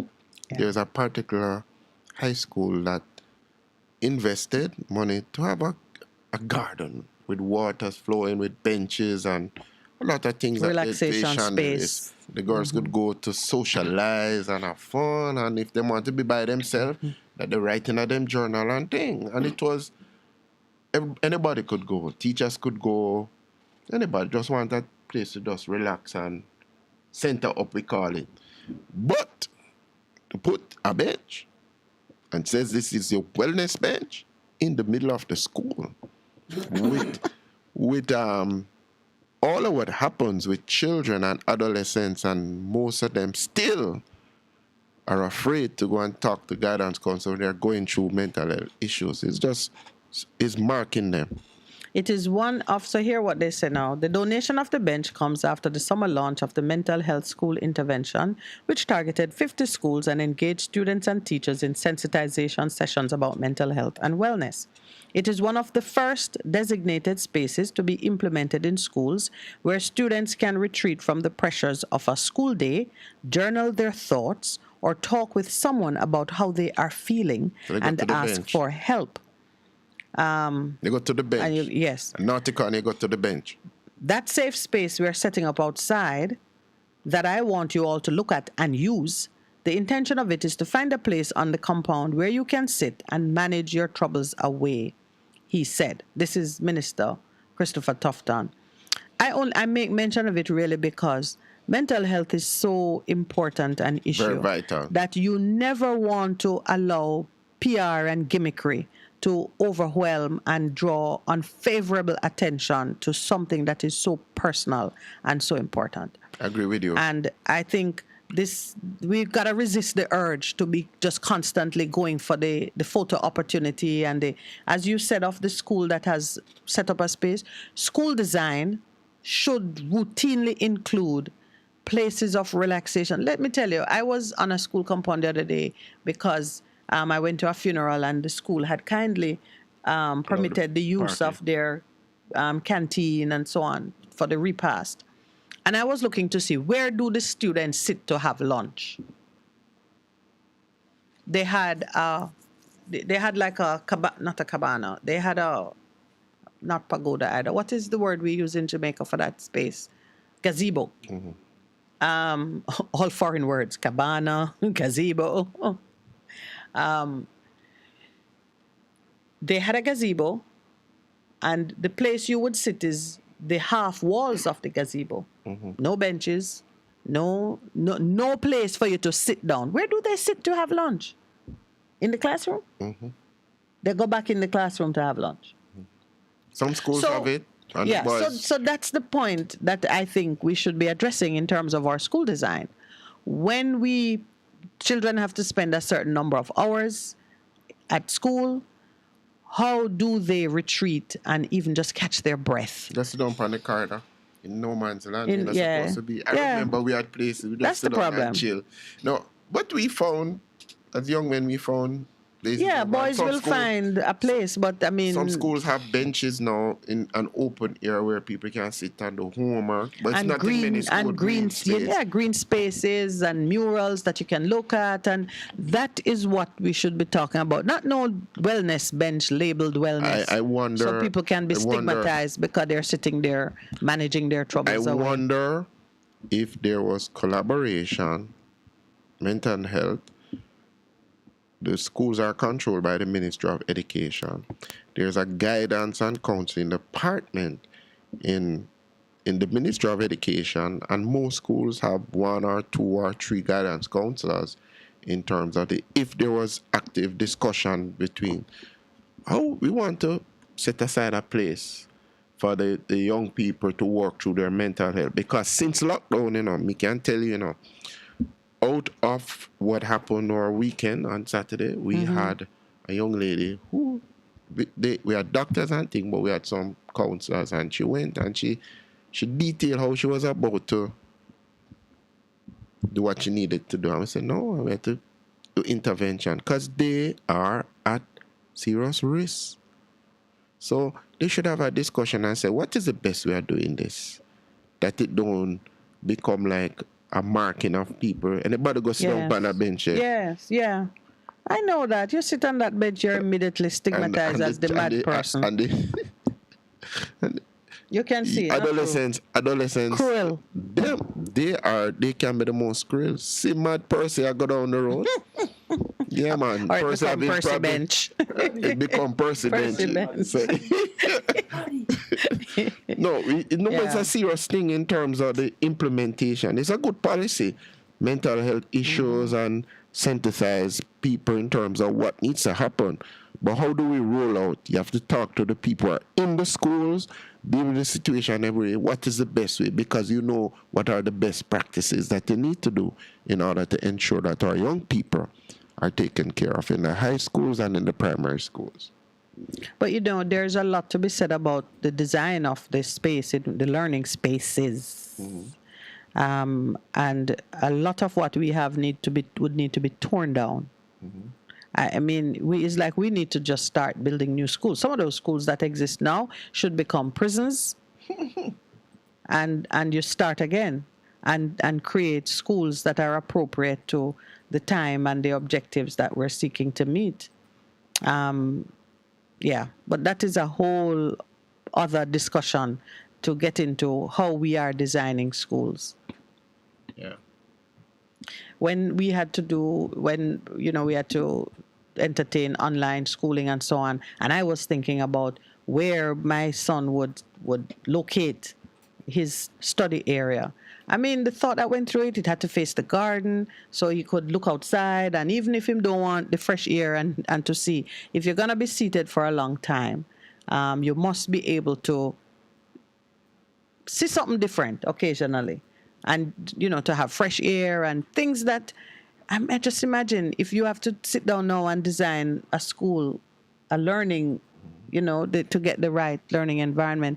I find even when you go on campus at the university level, it still has an unfriendly look. It's not an inviting place for learning. But we usually have garden. The garden beside Chapel Garden. Yeah. Go Yeah, chill and run up and down. Really? And meet new friends and play games. You never had that? Never used to play a game in a Chapel Garden? No, well, I know you went to university at, 15, 16, when you were still running up and down? What was your age when you went in?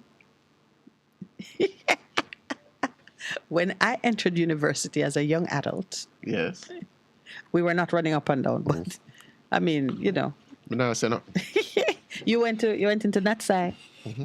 So that was your upper sixth, really. Saved by the bell.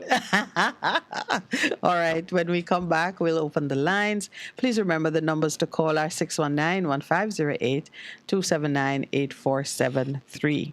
And if you can remember false prophet, we're talking about the prophets of the world who are speaking from their imagination, and you got to learn how to recognize them. Stay with us, please.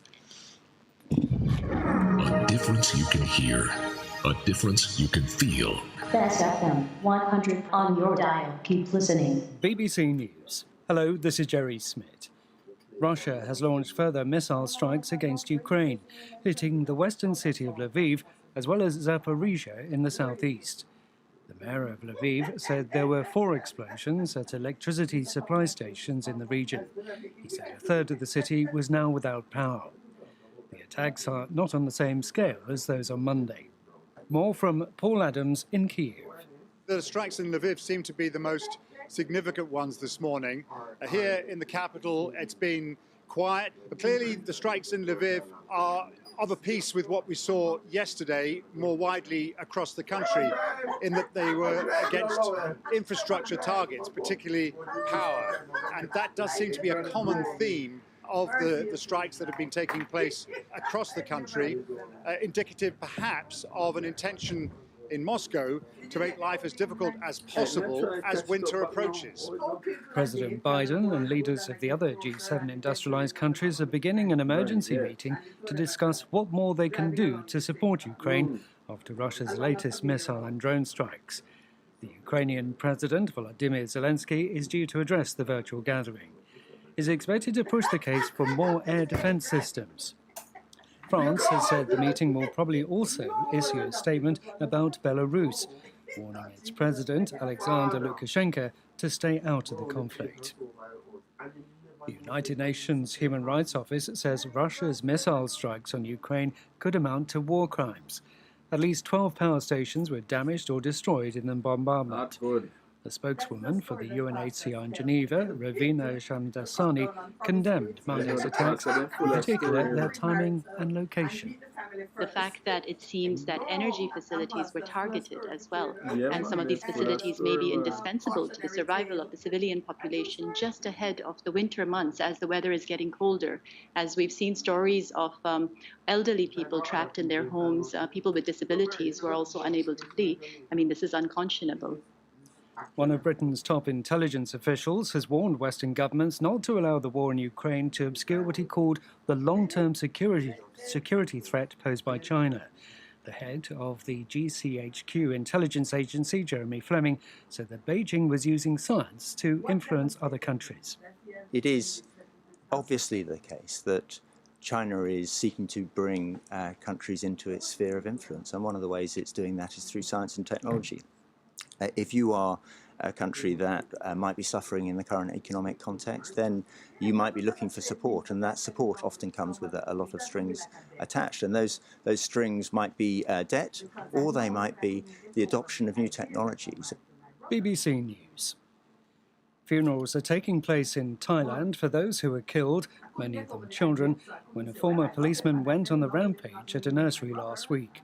A total of 37 people died in the attack. Bodies have been cremated on funeral pyres in the courtyards of 3 temples in northeastern Naon Bua Lampu province. Lawyers for the former wife of a member of the ruling family in Dubai have asked the UN Human Rights Council to intervene with the authorities in the UAE to ensure the safety of her and her children. The request alleges that Zainab Javadi had faced abuse and intimidation from the authorities during a bitter custody battle with Sheikh Saeed Al Maktoum. The Bank of England has announced more emergency measures to head off what it called a material risk to financial stability as market turbulence in Britain continues. The bank said it would buy more government bonds. It first took action last month after a mini-budget put forward by the government and the new Prime Minister Liz Truss. Here's Theo Leggett. The Bank of England is clearly worried. It intervened in the bond markets 2 weeks ago to protect pension schemes. Funds they'd invested in were threatened with collapse due to a steep fall in government bond prices, following the Chancellor's mini-budget speech. By agreeing to buy billions of pounds worth of bonds, the bank hoped to support prices and avoid those funds being forced into a fire sale of their assets. But the scheme is due to end on Friday, and volatility's been returning to the markets, forcing the bank into further emergency action. Universities, private companies and financiers across Europe have been asked to help train 1 million people to work in tech industries. The EU has warned that the continent is falling behind the US, Canada, South Korea and others. The programme includes artificial intelligence, quantum computing and blockchain technology. BBC News. A difference you can hear. A difference you can feel. Best FM, keep listening. Warning, when there is a hurricane warning, button down, tie down, everything. Lift appliances and furniture off the ground and secure your valuable items. If you want a boat, secure it on land and turn on your yard if you a fisherman. Make sure you turn off every breaker, and before you sleep, turn off your generator. Flooding, that is a real danger. If you live a gully bank, river bank, or low line area, if you see flood waters are rising, get out, get out. Heed the warning. If your land starts slipping and sliding, get out, get out. Heed the warning. Hurricanes gonna happen, so be prepared. A message from the Office of Disaster Preparedness and Emergency Management. For a better choice in all your electrical supplies, A, authorized 3M dealer and better brand names. B, better service including free island-wide delivery. C, all major credit and debit cards accepted. It's ABC Electrical Sales. Shop number 8, Hagley Park Plaza, Kingston 10. Open Monday to Friday, 8 a.m. to 5 p.m. Saturday, 8 a.m. to 4 p.m. We make your electrical jobs as easy as ABC. Call 754-3825-8 or fax 754-3659. ABC Electrical Sales, for a better choice. Veg Printers for all your printing needs. We specialize in calendars, flyers, brochures, and more. Call us today at 968-7506. That's 968-7506. Or visit us at 4 East Bloomsbury Road, off Hagley Park Road. Veg Printers, your best choice in printing. Half a tree, one and drive, half a tree. Bossy, away I do I take taxi style? Jano, I want to tell you, say, 2 months now, my transmission mash up, and I check everybody and can't hear nothing positive. Yeah, hear me? Yeah, waste all that time I shop around and never call the experts.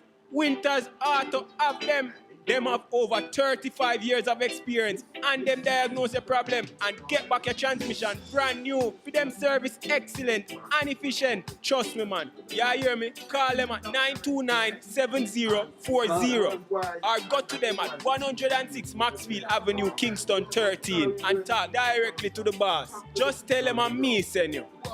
You big star. Yeah, man, respect my boss. Yeah, try calling, cause trust me. Winters Auto Spares and Repairs, good afternoon. What a relief. What should a taxi service do for you? On-Time Taxi Service is more than just a ride to the other side of town. They offer clean and spacious vehicles, reliable service, and promise to always look out for their customers. They'll come when you call and take you where you want to go on time. You can call us on 926-3866. We are something special on the road. Best 100 FM is the authentic voice of Jamaica, promoting your prosperity with better vibes and better music. Let us promote your goods and services for you. Advertise with us.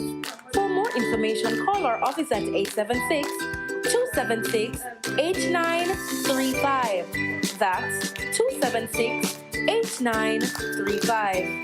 The Morning Connection is not your usual talk show. We aim to stimulate discussion and chart new paths to self-empowerment. So please join us, Minette and Percy, on The Morning Connection, Mondays to Thursdays, 6 a.m. to 10 a.m. on Best 100 FM. It's good, it's better, but nothing beats.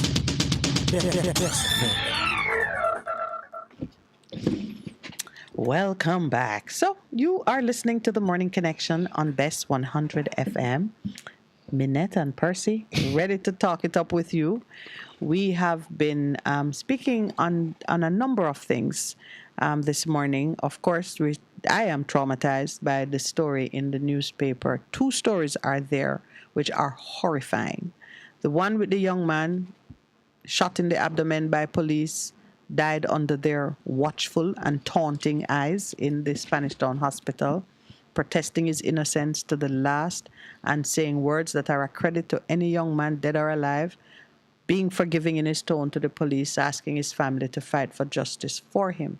The justice that he deserves is the justice that all of us need, to be treated rightly and justly, even if we are doing wrong, to still be given a chance to speak and to experience life. Dead at 18 years old, his mother, his family traumatized, an unborn child in the belly of his girlfriend. You know, that reminds me, and maybe that's why it touches me so.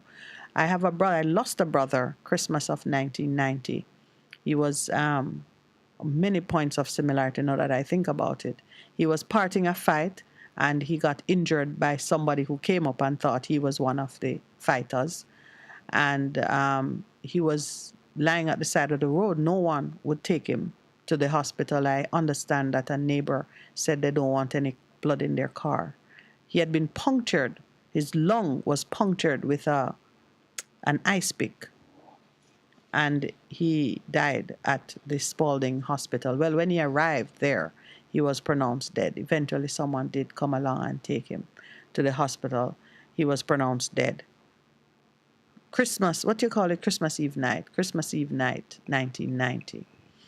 The uncaring comments, reportedly, from onlookers and so on, is something that I will take to my grave. To just know that he was 23 years old, and he suffered an internal injury and bled to death at the side of the road. No, in those days they were not videotaping. Okay. 1990. Okay. And down in Boroughbridge. Okay. Really, Clarendon. Clarendon, yeah. Yes. So, you know, I've always just imagined someone who could be helped medically if persons responded in time, succumbing to their injury. And the second part of it that spoke to me as well is just this awareness that the person has died and there's no bringing them back, and you still have to go about trying to heal the breach in the fabric of the community relationships and so on. All right, let's open the lines before somebody cries. Somebody's calling. Good morning. Hello, good morning. Good morning. Welcome. My time? Yes, it's your time. I'm sorry. I get through so quickly. Let me turn off the radio, please. No problem. Yes, it's your time. I'm sorry. I didn't know that would get through so quick. But just a couple of quick points. When I joined the radio this morning, yes, I heard you mention something about it seems that you had some discussion on false profit or something like that. Yes. Well, I missed it. Anyhow, what I want to comment on is some of our the Bible mentioned that in latter days people will appear unto their God and something like that, and he say if you hear that he is such and such a place, you have to believe. So those are my words. That's correct. Yes, you were correct. Right. So with that in mind, I hear several callers, especially on this program, saying that they are God and they are King, one saying they are King Yeshua, and making predictions that him saying get from God.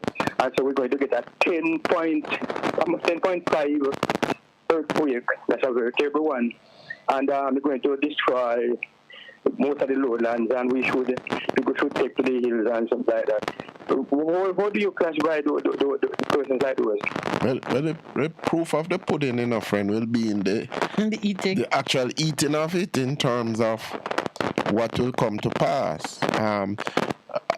I don't know what he's picking up on, but there are a lot of things that are happening all over the world in terms of what I call natural disasters, which is just off the chart in terms of, do you know that, for instance, the amount of earthquakes that have been recorded, even small ones, has increased like 50 or 100-fold in the last 3-4 years. So I don't know what he's picking up on, but I don't know. Okay. Yeah. So, but I am not too surprised. We are going to go by the what is in the Bible.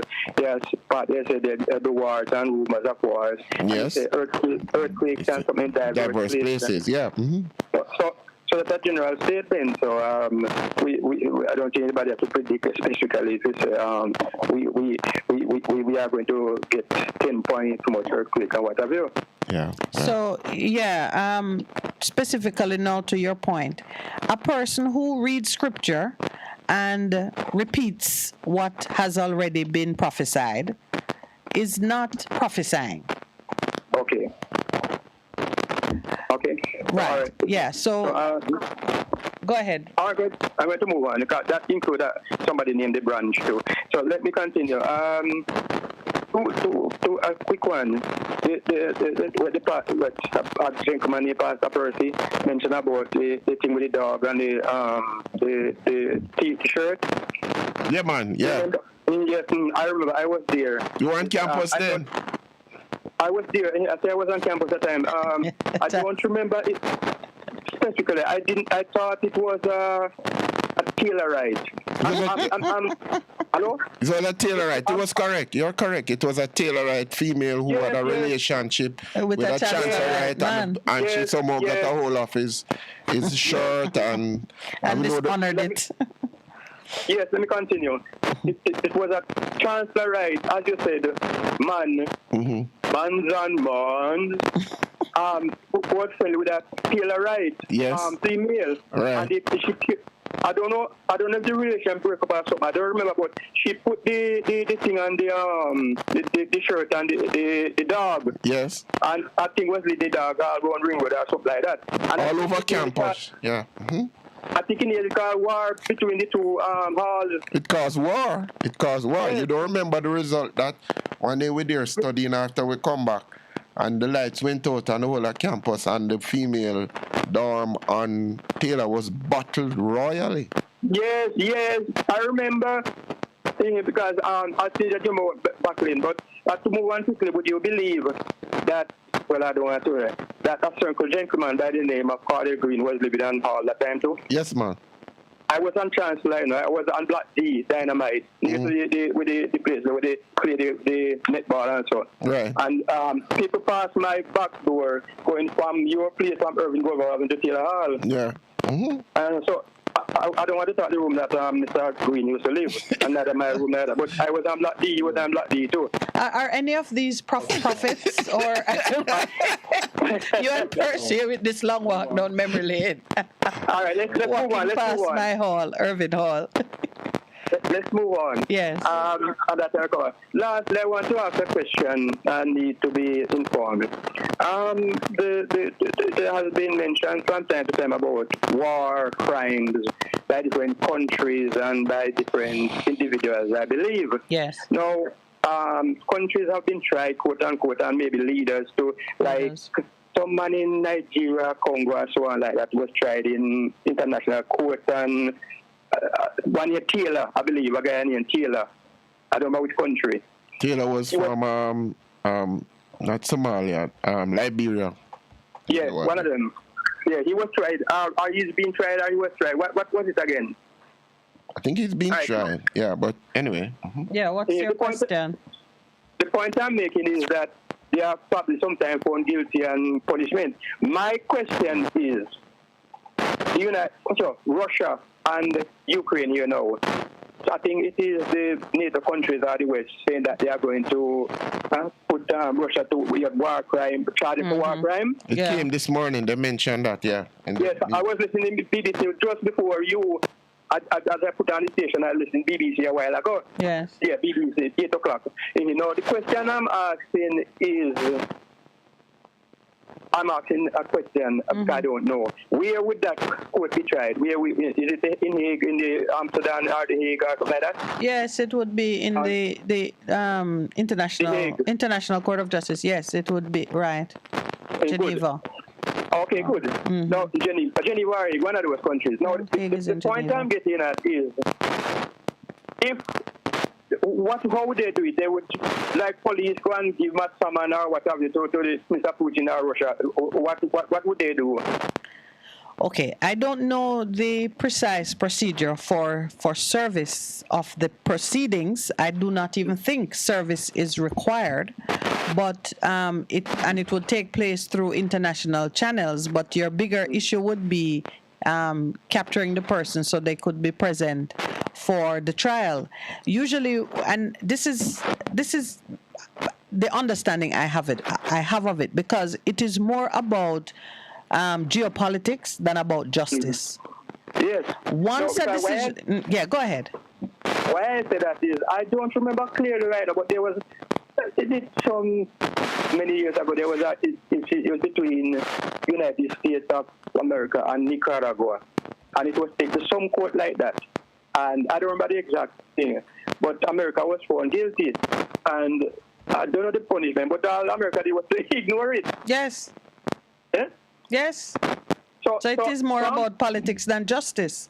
So what I'm saying is, if it is a small country, like Jamaica or even Nicaragua and so on, they would probably put on sanction and do all that type of thing. But if it's a big country like Russia or United States of America, if they go to the court at all, when the sentence out the pardon, they just ignore it. For example, the international courts have delivered a judgment against America in favor of, I think, Antigua. For years now, an award was made about the gambling, and America has just ignored it. They have not paid it. They just ignore it. They ignore it. But when you look at how the system works, the first thing is creating the case, the narrative that war crimes have been committed. They're trying to do the same with Venezuela. In Venezuela, they sent a mission to give a report to say that Maduro is guilty of war crimes. Yes. If you have an opposition strong enough in the country, it is a signal to that opposition to arm themselves, capture the man, and deliver him for trial. So it's part of the international. I'm going to say conspiracy, but depending on where you sit, it's a part of how the world has set it, so that leaders of the world have set it so that they can get kind of tacit or implicit permission to carry out acts of aggression and hostility against small nations or large nations where they think they can gain that advantage. So let's say take Venezuela or even Liberia or any country where you can indict. I remember, Americans have perfected that, to indict a person in their absence. Yes.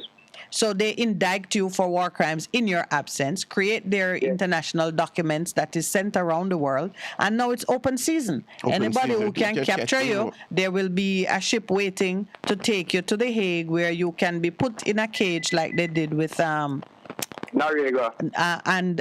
And try you, and if they imprison you wherever in the world, they can find a place to accommodate you.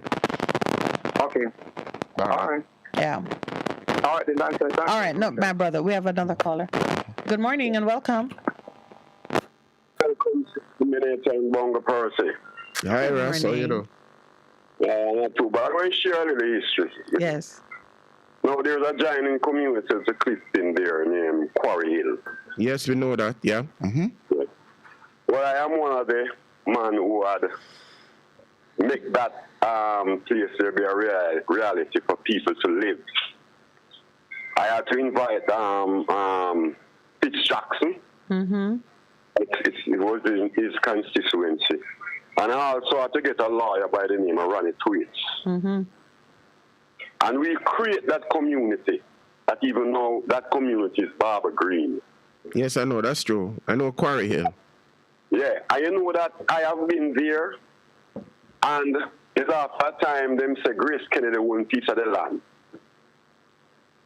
Grace Kennedy just told it so, you know. I never hear about no Grace Kennedy, you know. And some people happen to build some house there. And sister, I cried when I see that D9 tractor. Yeah. When me say, you know, tear down the house, you know, poor people house, you know. Because Grace Kennedy was building this massive warehouse. Yes, but all of a sudden, because the people now decide to live there. There's a virgin over Lakespen. I'm calling him Sabani, Dundun. We call him Dundun. I am him. Another virgin named Son. We make Quarry Hill what it is today. So was Quarry Hill part of Crown lands? Government land? It would have been. It could have been. Yeah, There was a man named Quarry Hill. Quarry, Mr. Quarry. And he died. No, I was just thinking that because of this iniquitous 60 years against government for adverse possession, it's possible that government would sell it. I'm just thinking how it could come about that a private entity would now declare that it's theirs and take such a terrible action against the people. No, that's a minute here now. Yes. Mr. Quarry had turned over the land to some Catholic church. Okay. Quarry originally is where prisoners go and do hard labor, you know. Yeah, it used to be, yeah. Correct. Brick, rocks. Dung, stone. Yeah. And all of them things. When my little boy in Spanish, when I ride past there, I go Port Henderson Beach, I see the prison them over there. Working hard, yeah, it's true. Yes, hard labor thing. Right? But all right, we legalize it here. Because I sell brother Dundun from Lakespen. Because I live at Greendale now, Lakespen. And I said, Dundun, hear me now. We have to call in some official. We need a lawyer.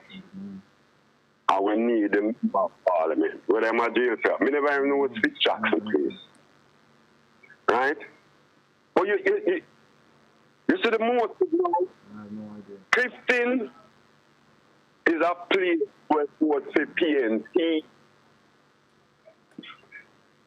And I believe the most of what is going on over there, you know, is because of political agenda. Now, Mr. The opposition leader take it up. Right? And Mr. the Prime Minister mash it down.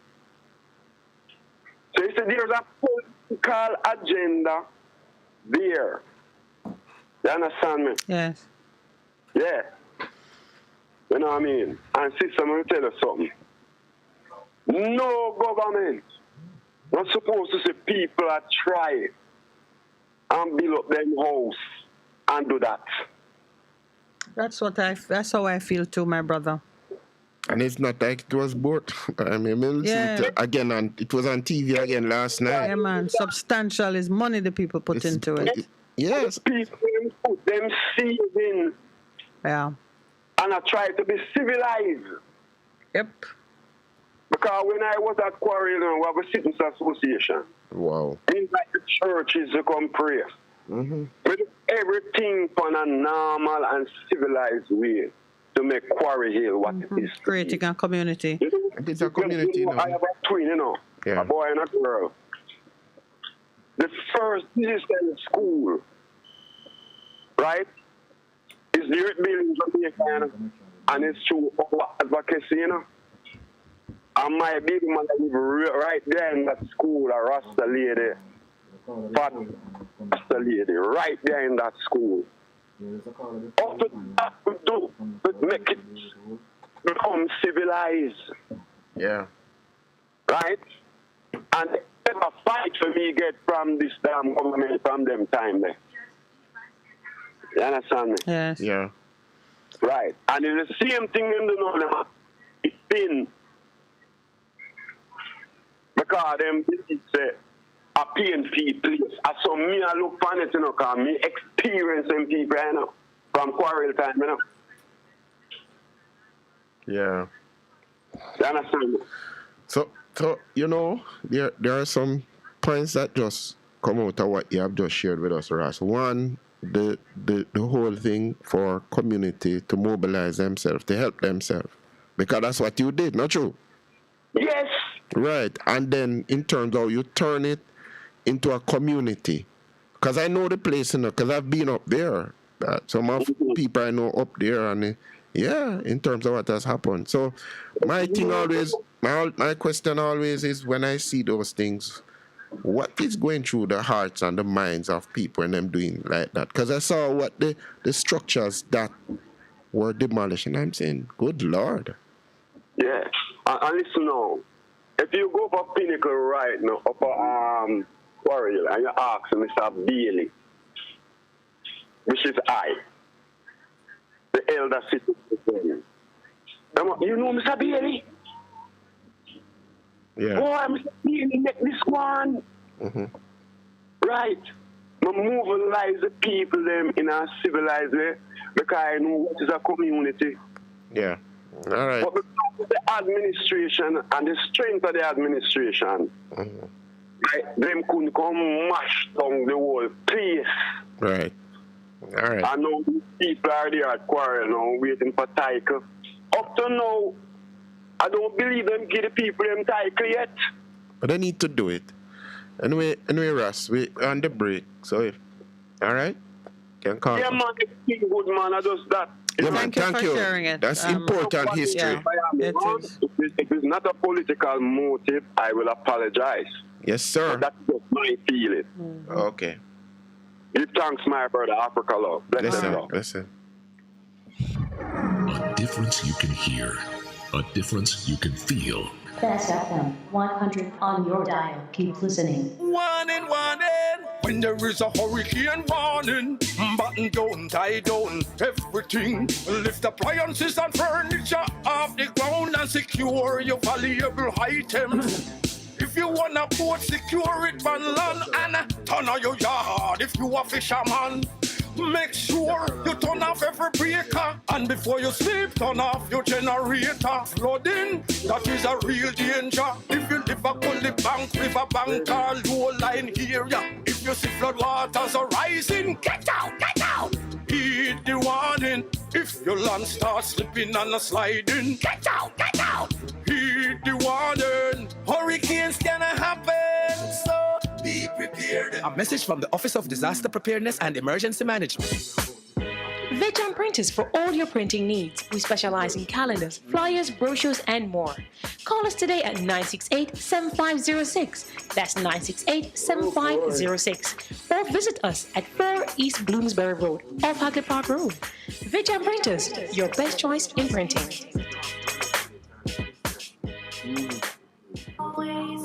What should a taxi service do for you? On-time taxi service is more than just a ride to the other side of town.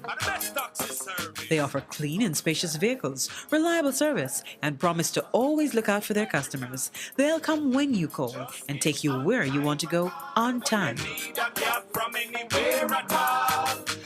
can call us at 926-3866. We are something special on the road. Half a tree, one and drive, half a tree.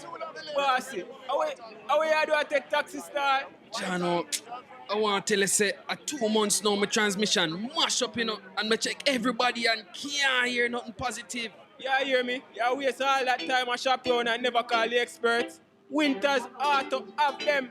Them have over 35 years of experience and them diagnose your problem and get back your transmission brand new. For them service excellent and efficient. Trust me, man. You hear me? Call them at 929-7040 or go to them at 106 Maxfield Avenue, Kingston 13 and talk directly to the boss. Just tell them I'm me, send you. You big star. Yeah, man, respect my boss. Yeah, try calling, cause trust me. Winters Auto Spares and Repairs, good afternoon. What a relief. Best 100 FM is the authentic voice of Jamaica, promoting your prosperity with better vibes and better music. Let us promote your goods and services for you. Advertise with us. For more information, call our office at 876-276-8935. That's 276-8935. The Morning Connection is not your usual talk show. We aim to stimulate discussion and chart new paths to self-empowerment. So please join us, Minette and Percy, on The Morning Connection, Mondays to Thursdays, 6 a.m. to 10 a.m. on Best 100 FM. It's good, it's better, but nothing beats. Best FM. Welcome back, and thank you for holding. Good morning. Good morning. Welcome to The Morning Connection. Yes, good morning, Minette, and good morning, Percy. This is Michael. Hello, Michael. Hi, Michael. How are you? I'm good enough. Mm-hmm. Yeah, I just called for, just wondering why, when it comes to doing something good in our society, like, a good citizen in the society, why does corporate Jamaica make it so difficult? This morning there's a broken light pole on Upper Waterloo Road. Mm-hmm. I passed there and I saw it. As a matter of fact, I saw the thing from yesterday because something run into the bottom of the light pole, and it did. The wires that run across the road got so low that somebody threw a red cloth over it, so that trucks and those things can see it. Mm-hmm. But I didn't. I just thought it was the wire that was kind of hanging low. Hanging low. But when I was passing this morning, dropping my daughter at school, I recognized that it was. When I look, I realized that it was the pole that was broken at the root. Mm-hmm. And this pole had on 3 massive transformers on top of it, and the pole is broken. And so when I dropped my daughter from school and coming back, I stopped and I took a picture of the thing, and I get the pole number because they're always asking for the pole number. Yes. And I took the pole number and when I came home, I called and reported. And I mean, it's like a private investigation. When I get customer service and things like that, they're asking me my account number. Them asking me, them verifying this and them verifying that. I spend almost 10 minutes on the phone. I go round and round with this lady. I ask me all kind of things. So I said, Miss, as a concerned citizen passes by, what does my account number and all of these things have to do with reporting something on the road? Yeah, no, if it means something again, it will hard to me call them because if you go spend 10 minutes, they might investigate what is my GPS number, what is my, all of this kind of thing. They might try pull up my account number. Probably me doing that for go give you up for your good corporate citizenship. Give you free money. I bless you for that one. But that don't make no sense. I'm not looking for a I know you're not looking for a what. Probably they need that in order because all of that information, it just calling to say there's a broken pole, it's hanging down. They just need to take it here and move on. They don't need anything else. Why? Yeah, and the thing, and unless they think you broke the pole. but when I check out, somebody that was sitting there, he works over the complex behind the pole. Yes. And him say some Saturday it happened and they report it and nothing happened. No, that's even worse. We follow JPS go and say what is happening. Yes. Yeah, and the thing, and Kimlani Martin were burned down the other day. Yes. I heard that what happened, it was a rotten pole behind it with a transformer drop on the thing and cause the fire. Oh. And so with all these things fresh in your mind, the thing about it is that, because where that is, that's a very, very busy thoroughfare. Yeah, man. I saw it this morning. When I look at the post leaning and 3 big transformers on top of the post, that alone, because I give her the pole number and everything, and it is just like she was more interested in all of this information, what you this, what you that is, everything was. Yes. So you said it's on Waterloo Road? Yeah, it's the Upper Waterloo Road, almost near to the stoplight. Near Old Church Road. No man, it's not. It's not. It's on Waterloo Road where the apartment complex. Upper Waterloo Almost Road. up It's near to to Sharpwood Road. Yeah. Near to the stoplight at Sharpwood Road and further up. Upper Waterloo Road. Okay. All right. I'm asking my producer to touch one of the JPS people who come to us because that is a danger. That is a danger. And for it to have happened since Saturday. Yeah, they say it happened from Saturday. And no one has responded as yet. I don't see anything. So I'm saying when I was for it to be still in that condition. Yes, it is. I just passed it not too long ago and called the lady, and it was end up in a 10 to 15 minute interrogation. Well, sir, I applaud you for having stayed on the line because I would have just hung up. I'm serious. I was tempted to. I would have just hung up. Do what is right. We do what is right. Because and this is the thing that I'm saying. When injustice is happening in society, like a lot of the stuff that you guys are talking about, it is so difficult to report this thing. We will quickly run with a fake news without asking any questions. Verification. But when somebody is legitimately doing something we make it challenging. It make it so hard. Can I remind you of what the Apostle Paul said to us? Do not be weary in well-doing. Yeah, man, I know that scripture very well. You have to be reminding yourself. Galatians 6:9. See, you have to remind yourself, and it is why those words are there to keep us in those moments when you've been on the phone for 5 minutes, and you don't know yet that it's really going to be 10. But you have to have the stamina and the commitment to complete what you started. Yeah. So we bring about change and transformation. We can't give up. Yeah, we have to do what is right. Yeah, so we have to just continue. And my encouragement to Jamaica and those who are listening is we have to get to the place now. I start talking about the change of thought is equivalent to the change of action, because whatever we think is what's going to be our action. And so anybody that don't know it is Philippians 4 and verse 8.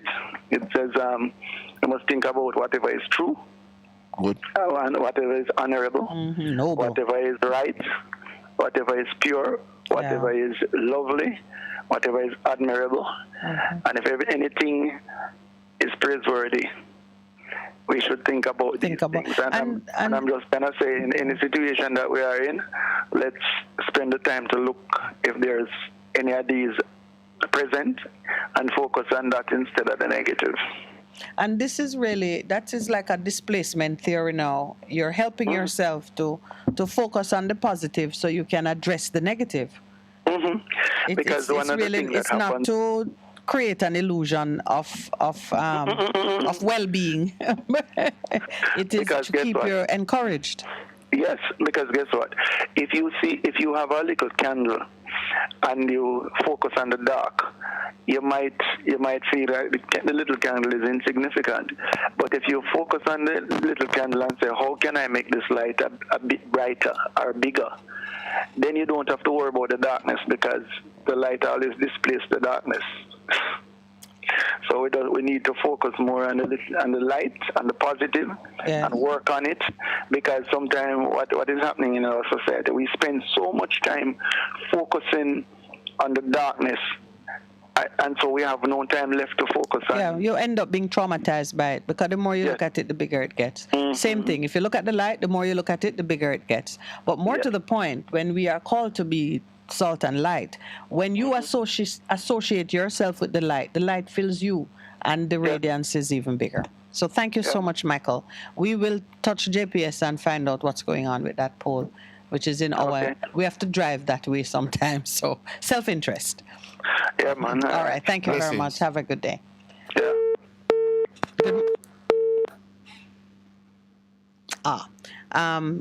That as he spoke about the light, and sometimes one of the things that we should remember about light is when we get close to the light, we become infused with the light. Same thing where you pray. You get closer to God. Good morning and welcome. Good morning. on Pastor and life. You know, something went wrong while as I was here. You know, we're not hearing you too well. Not sure why. Are you speaking directly into the phone? Yes, I am. Better now. Better now. I am saying that I was on the phone before this gentleman called. And get you accidentally, I don't know if you come up, but I'll try again. Well, we're happy to receive you. Yes. You know, it's a fault to know that Mr. Morgan come on the phone yesterday talking about these people that noticed from March. March of no, just look at it. Before the land starts appearing, you see, you have to do a thing called excavation and then foundation. Yes. And then you put steel in the ground, cast it up, and then you start put up blocks. You reach winter high, you reach belt coat and all of that. So we want to know if them wait for the people them till them reach all of that things to get. Yeah. And then I tell you there's another settlement for the top. And them not touch that. You understand? You mean the quarry you mean Quarry Hill? There's no, not Quarry. There's another place here faster. Just do your check and you know, because I don't want you to politics. Okay, go ahead. Then pastor, you come to the people them after you lift down the people them thing and I look sympathy. I'm gonna tell you something, that's the time look low. Yep. Man gets paid according to everything that you do. Yep. No matter how they get paid and people you get there, you're not going to do. And it tells us that he's not a God of far away. He's not a God of that's only nearby, where he only sees what is happening under his nose, so to speak. He sees things from far. Yeah, go ahead. No, man, your turn. He said him don't like ugly. Yes, that's what he don't like ugly. Yep. He don't like ugly. And you see that thing them karma, if everyone know when she come out, you know, play. And she's always on time. On time. I'm going to tell you something. I don't know if I run a firm, and, you know, sometimes something go wrong with me and the man of my I can't, I just put in place if I want to. I just keep it should have been you know, because sometimes people going through time. Now these people just looking at new vision. Now I have a little house on my own. Yeah. Top hearing. And this land is here for how long, you know? And they had all these wonderful plans for the land. Until the people them go there. There's a radio station. Now I'm going to show it out here this morning. You see that man, whether you have to change your ways, don't make them buy and you call them always use your foot to things to make the thing look different. Whether do what's right, if you know Bible, do what's right. Man gets to your car to work. That's true, and those who know the right must faithfully say it. Don't hide it. Don't. Yeah. And we're trying to do that. Truth must live. Truth, still lies and truth. But that's why the people them all them talk yesterday. All the people them want to go for people's land, go squat, and the other side a condone slackness and all of that. Where is the people's right? Where is the people's right? Well, you know, I'm stand up and just look on the people them go hug him up. Yeah. The people them go hug him up. The people them warm after all of this. But you know, somebody mentioned it yesterday, and I had to remind the caller. He always talk about the Stockholm syndrome, where the traumatized person begins to associate with the oppressor as the source of relief and mercy, and it is just such a sad and painful thing to see, fellow Jamaicans who are people of pride and who have ambition about certain things, to see them getting to that place where them not look at the oppressor and thinking that they're from there, you're gonna get some sympathy or some help. And I always remember there's a man I listen to who's always saying that Don't ever believe that the devil will bring anything good to you. No matter how him smile and dress nice and smell good, he has one plan for you. Do not ever be mistaken about the agenda. Yes, he want to destroy you. Destroy you. Do not feel that he might give you any. No matter how good it looks, it is. Yeah. Well, I'm from God's grace and mercy. That it brought me to from where I was to where I am. I'm telling you, tell the people them out there, you're not afraid to go to God. Not afraid to go to God. Stop, look to man and go to God. And you just feel him sure. I'm sure as out here, people are not. God. If you're not sincerely, somebody call some people are you to feel like you can't reach God. You can't reach for God. You cannot reach God. Go to God sincerely and he see your heart and he say, yes, this one is really. I will stop. But me tell you, he say, come as you are, and him say, and the people, first you ever hear the one that render your heart and not your garment. It's not render, you know, it's rend your heart. Rend your heart, yeah. Repentance and remorse. Yes, and you not talk to people. Render your heart, that says that render. Rendering is when you're picking up when you do a fine finish. Yeah. So, listen. All right, my brother. And Pastor, if a man come to you and tell you, say, I'm going to put up a issue, and you need to see 5 or 6 million. You do that?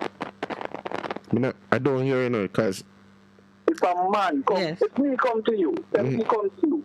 I say, Pastor, I'm going to put up a certain plan of you, because you do so much work and people need to get a recognition. So, and so, in order of me doing all of that, to do that, this statue never going to be a 10 million. Would you give it to me? No. Why would I pay for my own honor? Well, Ray Morgan did that to Master Griffith. Yes. And you see... Yes. Thursday, tomorrow I'm out there back our money. Okay. Well, let us hope that it gets done. Pastor, me and the man I got school. And we have to hide from the man. Because the man, the man care out there and him go borrow the man care. I'm not saying that people see him borrow. He is that type of person from that time. Primary school, man, is doing it. Okay. Primary school, now we stop. Okay. Oh, so you know him well? Or you knew him? Of course, I know the man. Yeah. Okay. I can't believe that the man I'm about 6 to 7, so no. Yeah. And I'm still going with them the foolishness there. All right. Change your ways, bro. Change your ways. Yeah, man. All right. Bless. Thank you, my brother. Good morning and welcome to the Morning Connection. Good morning. Good morning. Yeah, I hope you have a pleasant day. Thank You're you, sir. having a pleasant day. Morning. Yes, very nice, thank you. Okay. Well, yeah, I'm here and I'm a bit concerned as a Jamaican citizen. Mm-hmm. Do you think that those who are in here to lead us are leading us honestly? I do not think so. That's why I made them Psalm 5 yesterday.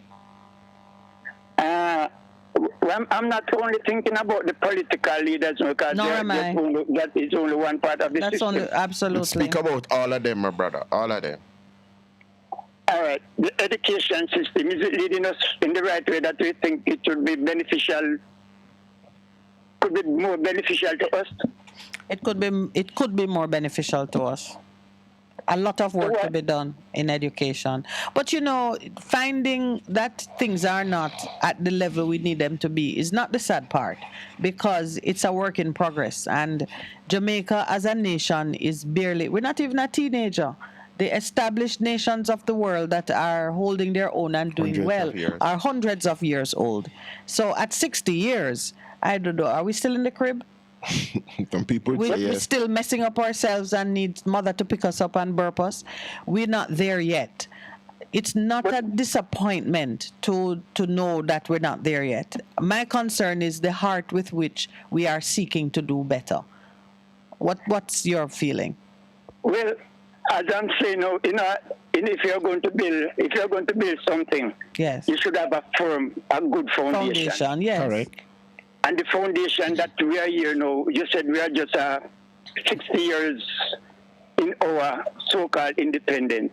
There, you see, independent. for you have to put so-called before it, you then recognize what I'm saying is we're still helpless in the crib, almost still messing up and need diaper change and somebody to burp us.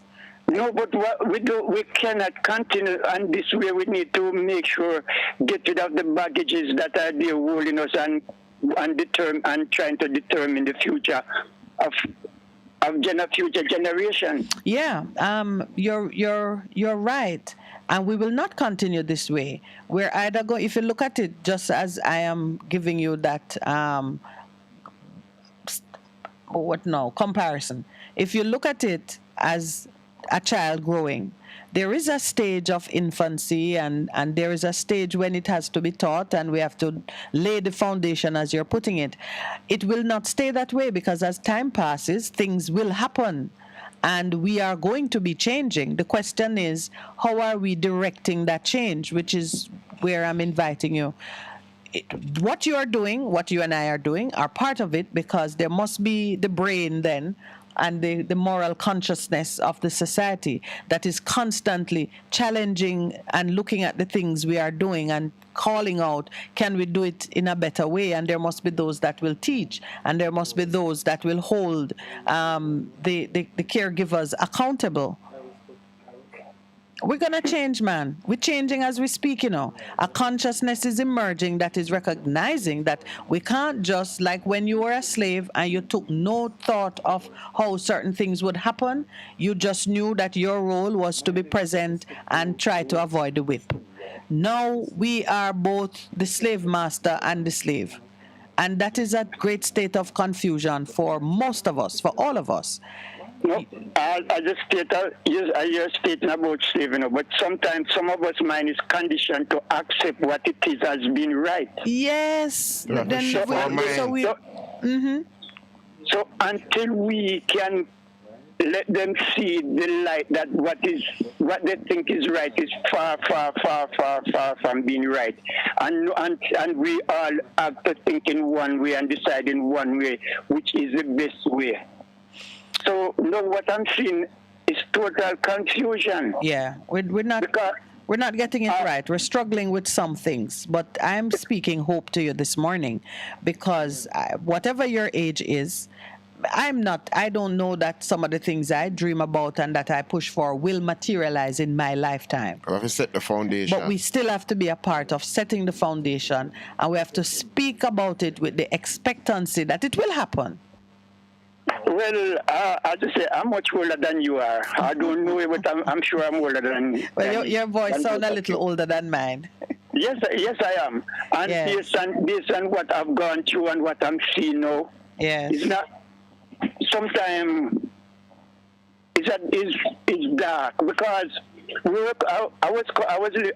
live in the year where I thought we had we saw some hope, and all of those hopes now have totally disappear. Yeah. And because of art, politics is one of the main things and has contributed to our downfall. And when I say politics, I'm talking about the political leaders and the educational people in general. Yes. Because the light that we sometimes they keep us in a light in order to control us.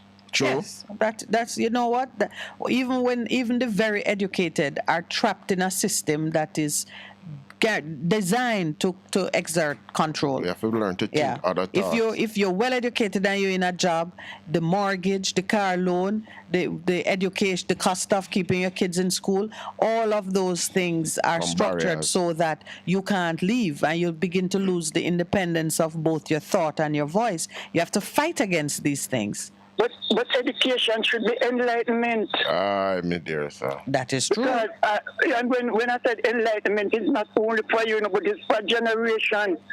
And we are looking where the educated is not trying, but they're manipulating the ignorance of ordinary people. And it shouldn't be like that. It should not be like that. We're in agreement with you. Because what I've gone through was a period where we had the agriculture, like we had a coffee, we had cocoa, we had sugar industry, and all of those industries gone because the so-called educated people did not really think how to make that industry more profitable. to the ordinary Right. people. Right. And Or that's what education should they do. go in and they covet the land, and next thing you know, the policy shift the thing from the land, and you've not replaced it anywhere. So now we become mental. We are not chattel slave now. We are mental slave because we are going to school and coming out seeking employment when we should be creating. to extract things from the earth where everything is from the earth. Yeah, we should be creating and producing. So how are we planning to go back in that light? Well, I'm going to remind you of something before we part. They do say that necessity is the mother of invention. And time again, you see that men paint themselves into a corner.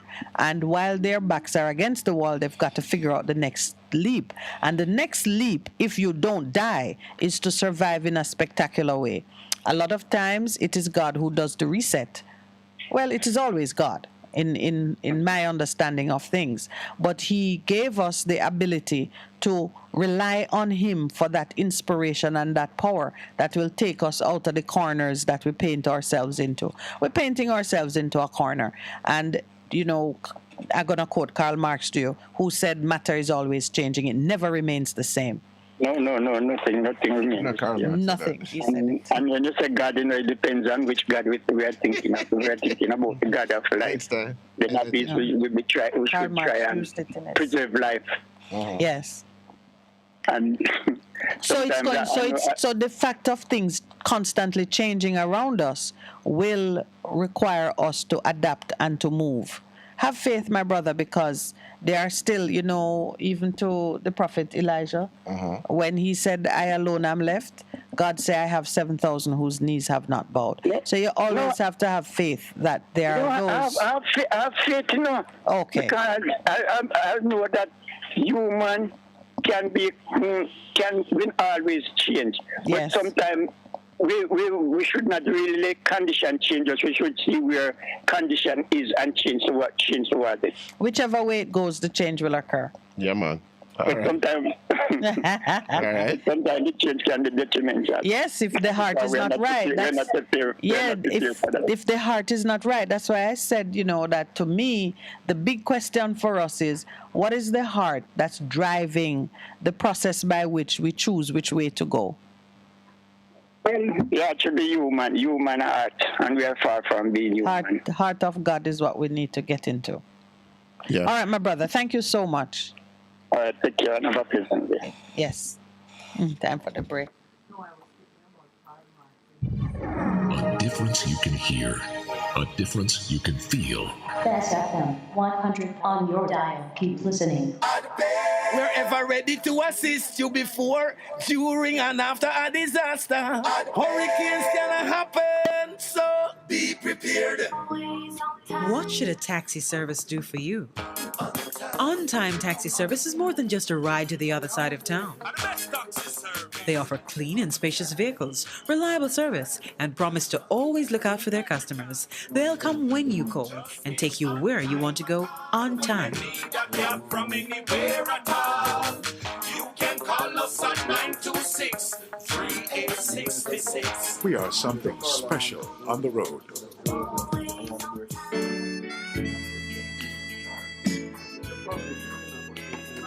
Goodness mercy, it's me again, Lord, your restorer, your game changer. Join me every Saturday morning at 9 a.m. to 10 a.m. and Best FM 100. It's Apostle Clive Campbell, a.k.a. the Khaki Suit Man, coming to you from 8 to 12 Orange Street, also Richmond District, Mandeville. Embrace the change.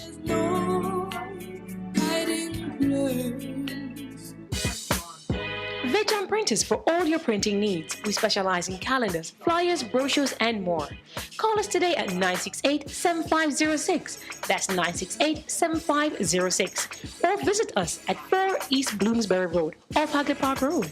Veg Printers, your best choice in printing.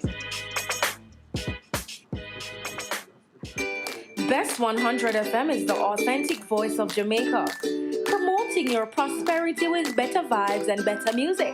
Let us promote your goods and services for you. Advertise with us. For more more information, call our office at 876-276-8935. That's 276-8935. The Morning Connection is not your usual talk show. We aim to stimulate discussion and chart new paths to self-empowerment. So please join us, Minette and Percy, on The Morning Connection, Mondays to Thursdays, 6 a.m. to 10 a.m. on Best 100 FM. It's good, it's better, but nothing beats. Best FM. Good morning and welcome back. Thank you for holding. Greetings, Queen, and greetings, Pastor, and greetings to you people of the nation. As I said, you're listening to the best 100 radio station in the world, the best radio station that give only the best information and the greatest. But today, I want to tell you that my heart is bleeding. My heart is pounding. Queen, are you a liar? By training, yes. All right, one simple question. Before, if I go over there and capture one house and live in it, and the owner come and want the house, don't the owner have to take me to the court and get a order from the court to put me out of that house? It depends on how long you've been there, but no. If you capture a house, if you capture a land that is registered in the name of somebody else, you are neither his tenant, nor are you a purchaser for value, because you didn't buy it from him. He can exercise control over his land as he sees fit. Equity demands that he give you some kind of notice, but it don't even have to be long notice because it is his. That's just the problem right there. That's how I want. You're supposed to give the person a notice. So the House of Parliament and you is supposed to go to the court and get a notice, or SCJ, go to the court and get a notice to give the people them where him claims to capture his land. But the notice that he gives, you wouldn't get it from the court. He can write it in his office and put it out. See him there, inside? No, that's what I'm saying. No, equity would, and there are two courts always running contrary, just like how we say in God there is judgment and mercy. There is the court that applies the strict letter of the law, and there is a court of equity, which is a jurisdiction that the courts exercise to look at what is just and right and proper and fair. So, so equity demands that you do something that is reasonable. All right, that's a good point. Yes. But what I see happening now in Jamaica, from year to year, down a PMP and labor, right? Yes. And all known Jamaica land cannot 60 get to give to the citizen that the land belongs to. I don't know if you don't read the Bible, but I want to go in Joshua chapter 10 and Joshua 13. See who shared the land and give to every tribe of Israel. Yep. Who did it? No, God never do it. No, Jesus Christ never do it. No, Selassie never do it. No, Allah never do it. No, Jehovah never do it. No, Buddha never do it. I and I, King Rastafari, the King of Israel, Yeshua. Who did it? I will share the land and give it to the tribe of Israelites. Because the land belongs to them. It don't belong to government, NHC, nor the land agency. It don't belong to nobody. More than one. Hello, I'm telling you something in Jamaica, man. Government, House of Parliament. I want every single one of you to get ready, Because I'm telling you something. Turn the House of Parliament upside down.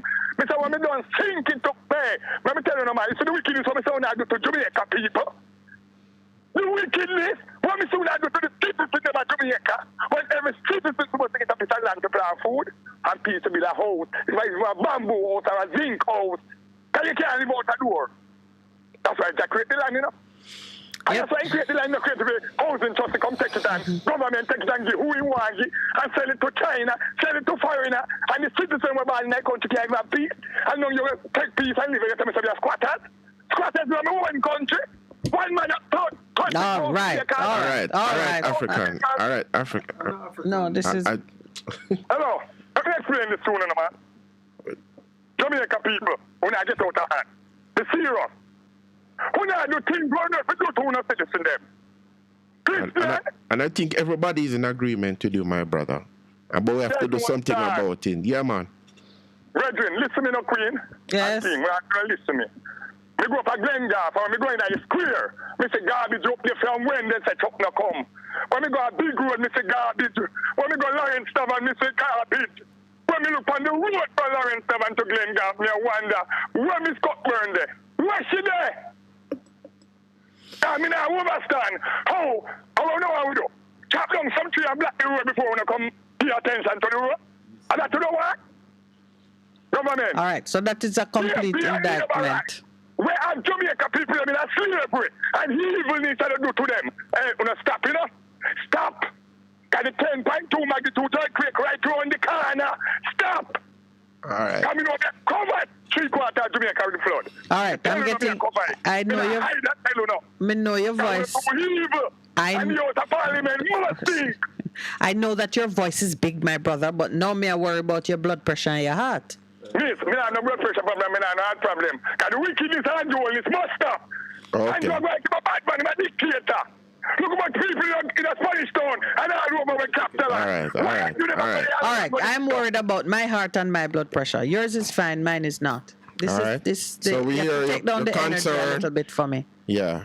Really wondering what is happening. So we hear your cry. It's sad, man. Yeah, it's man. Sad. The people are suffer, work. Two of them part that them drink out. You know them have to go through so much things to buy 100 black. A piece of steel and then you grow and lick it down, sir. And then go and friend of the people, them. There will be justice. There will be justice, my brother. All right. Thank you. A judgment in this, a judgment in a Jamaica country. All right, my brother. Okay. There'll be justice. Good morning and welcome to the Morning Connection. Good morning. Good morning, Cruz. Everyone that is in the office. Is it the office? Studio. Studio. Miss Minute and Pastor. Yes. Yes, sir. Are you guys from uptown or where? I'm from St. Anne. What do you consider that? You and Pastor always change some things. All time, something where me I talk from me a little boy about 3-year-old.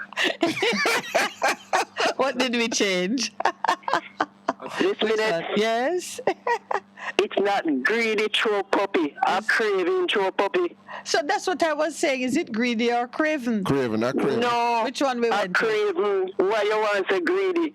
Me know what greedy mean, you know, but a craven. Where I use from me a little boy. All right, craven. All right, craven throw puppy. All right. Yes. My producer, who is from you say uptown, Middletown, say him no greedy choke puppy. I've heard craven, greedy, and I've heard craven. Anyway, we all get the picture. Too much food in your mouth going to choke you. So, why that happen, you know, when the country people left town and want to go speak properly, then bring in this greedy thing. No, craven to your puppy. But craven is a very polished and British word. Well, we never see it that way when we're little. All right. When me want more dumpling in my plate, to how me did love dumpling, but me not eat it anymore.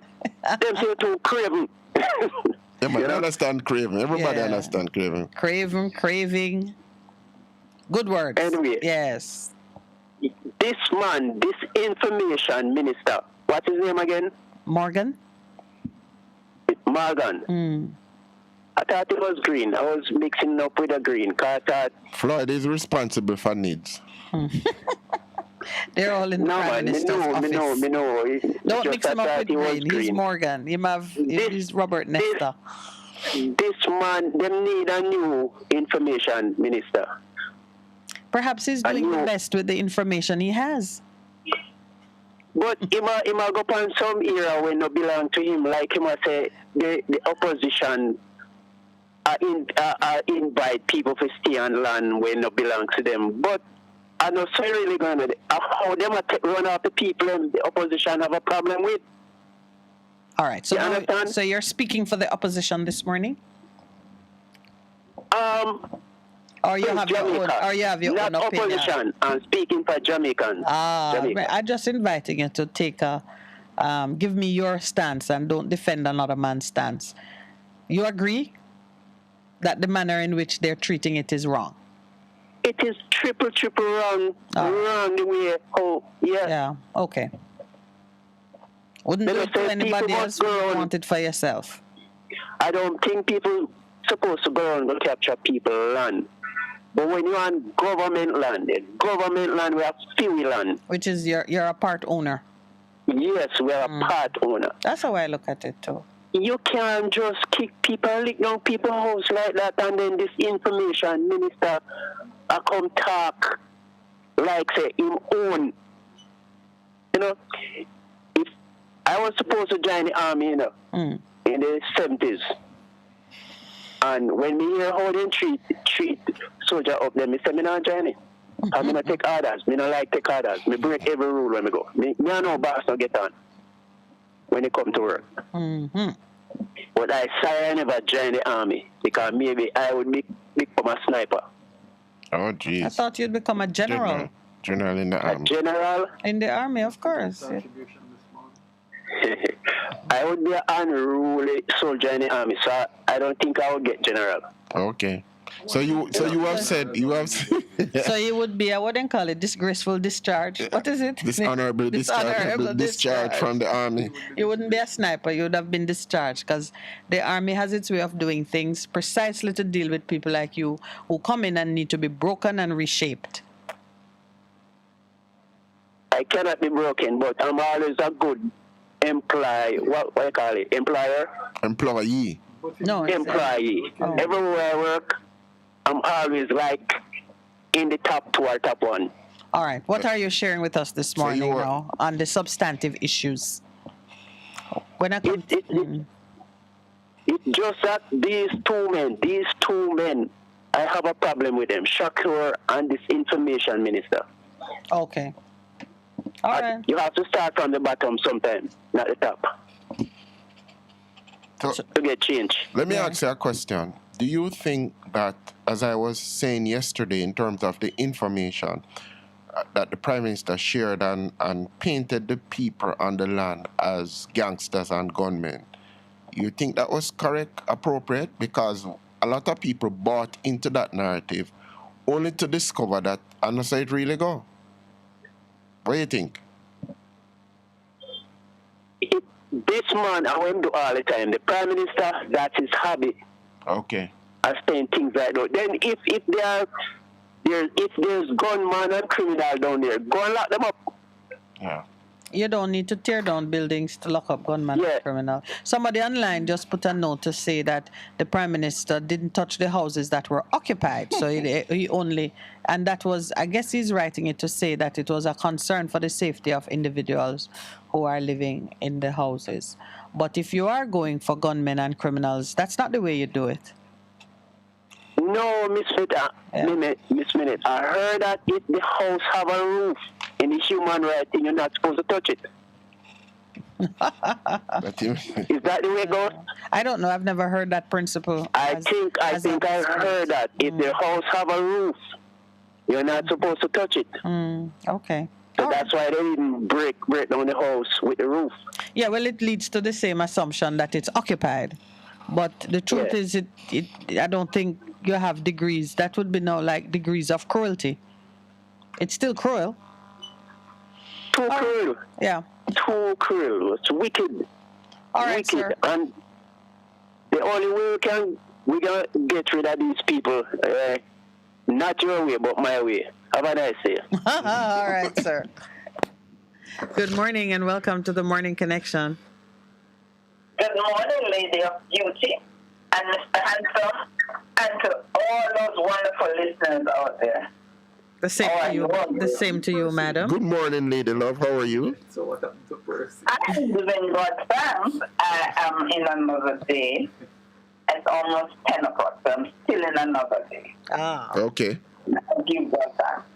You know, talking about education, I am one of those persons who believe people must be educated properly and rightly and truly.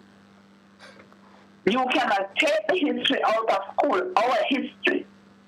All our history is taken out of school because what they are getting now, I don't know what it is. You understand?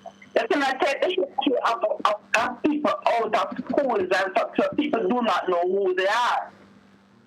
I have a matter with a lady when I said that Jamaican is different from Afrocentric people. As I said, they're not African. You understand? Not understanding that Africa is born enough. And because of this kind of situation, our people do not know what they have been through, what our ancestors been through, to bring us to where we are at this point. You know what I did? Yes. I stayed with the old people and listened to what they have to say and what they earn. So I was gonna say to you that we go into the school environment for learning for a mere fraction of our years on this earth, if we live long enough. More spent with family and friends. More time is spent, family, friends, work environment, out in the street. And sometimes we place such a high burden on the education sector in terms of even addressing issues of identity. And some of the concepts that we have to grapple with are not taught in schools. Did you learn about your Afrocentricity in school? Or how did you come to learn of some of these things? Because I think we have to distribute the burden fairly, so that we can accomplish the desired objective.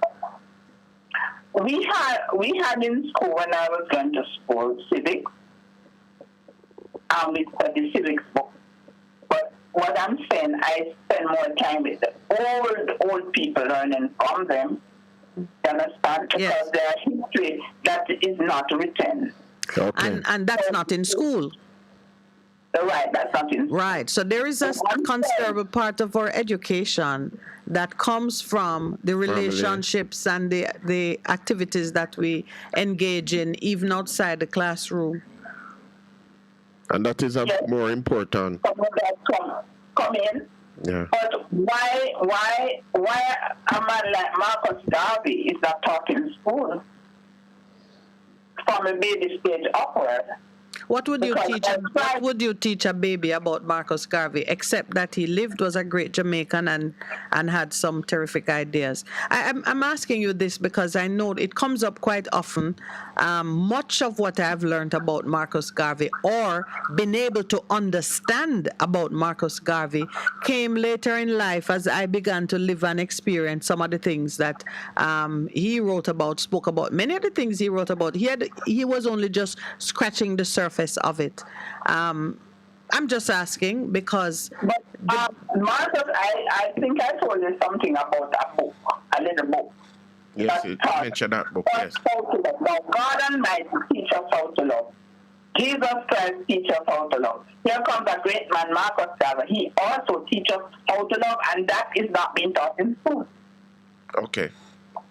And so you want Marcus Garvey to be taught in the same way as these other subjects.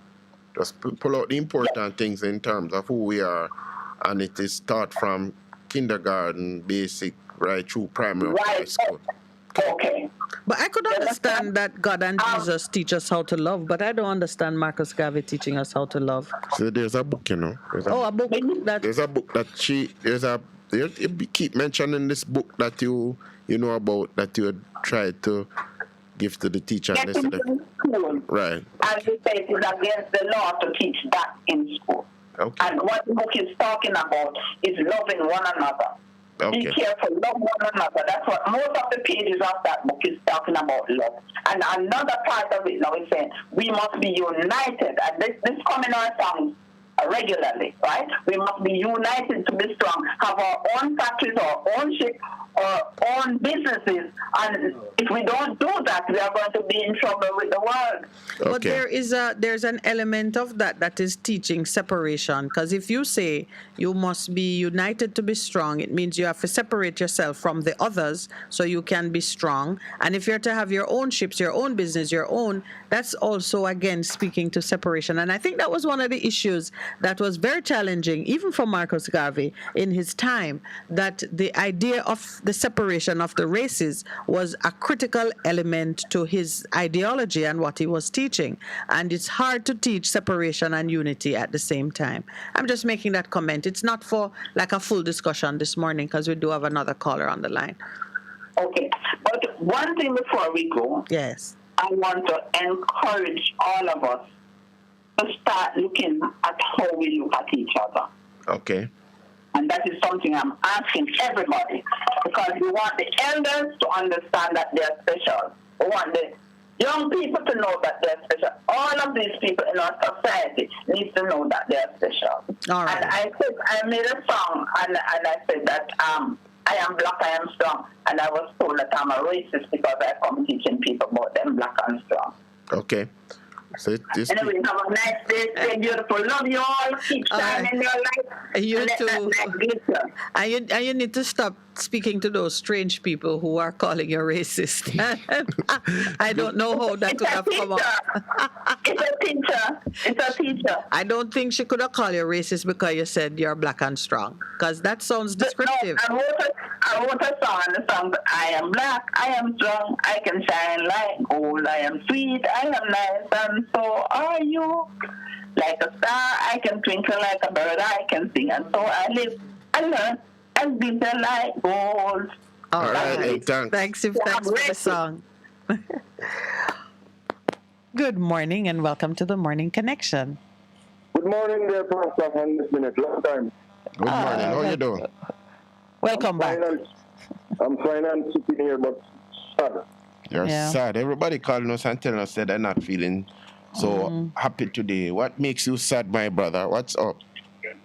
The atrocity by the government that brings upon our poor people. In terms of the bulldozer. Yes. I don't think a lot of people get the meaning what the government has done. Some people are saying people have to blame the people and should go and in their land. But listen, people try to get to the right channel and get sabotage done. You could do what? Say that again. They go through the right channels and get sabotage? There's a lot of people, Jamaicans, trying to go through certain right channel and sabotage done. Yes, I mean, I can speak with very direct knowledge of that. You apply for things, you get your license, you pay big money, and you get cut down and slashed at the throat and left for dead. So yes, a lot of people do it the right way, and they are destroyed in the process. And automatically, people to go on the road. I'm not hearing you too clearly at all. The connection is not so good. What I'm saying, yes. What I'm saying, it seems like that young people to do the wrong, but I'm the right channel. Yes, when people see that experience, then it can encourage them sometimes to take risk. But you understand that even this situation is not one about taking risk, because people who have a dream of home ownership and land is there, and government land is people land, and really it is the lack of a clear system, policy and system to deal with land ownership and distribution of land to Jamaicans. That is what is giving us a challenge and a hardship. When the Queen walked away in 1962, everything that she left behind belonged to the people of Jamaica. Everything that she left behind. So automatically, the politician is like any more than them. The pirate. Yes, the pirate. Yes. And based upon me, it's like a Putin because it's 10,000 over there with some Larry. And based upon me, there's a lot of soldiers and the police over there and said, they never know this. Nobody soldiers them agree with it. But you see, now this is the part that confounds me, because even if me go whisper to one or two citizens and say, put on yourself in the way, we're not going to move, it would be a stalemate over there. We are not taking personal responsibility. I always say some of the things that I see ministers send out man figure do and all them something there. He must have to do it himself. It's coming like the children when go over Ukraine. There's a lot of Russian for them about with what takes place, but they must do it. Yes, you're always gonna have some who will do it, and you're gonna have some who will walk away. Now, the question is, can those who have the heart to abandon it, can they persuade a leader, somebody who can command? Because in an army environment, in an authority, there are men under authority. Run. So what you want is somebody high up enough to say, this is not right. And then the Prime Minister so big gone the next morning. Because it seems like some damage control in my Damage control, yes. Because you realize that a foolish thing do. And I'm going to tell you, that's why sometimes you see people will try to keep the technology out of certain places and certain communities. Because if you never have people putting the word out immediately on social media in particular, what's going on there, and news media that can go there and show and take the heartfelt first-hand account of the people who were really victims, not criminals, victims, you wouldn't see him do that. Yes, a construction right now. And yes. That's when I steal a $200,000. I'm going to get almost $2,000 first. Yeah. I'm going to steal almost $2,000. Fly at nearly $10,000 for it. It's a real loss. And you tell me, say, in Parliament, appeals, chairman. Scammer, criminal, yes. And man, I beat them bench, say them forgot take them out.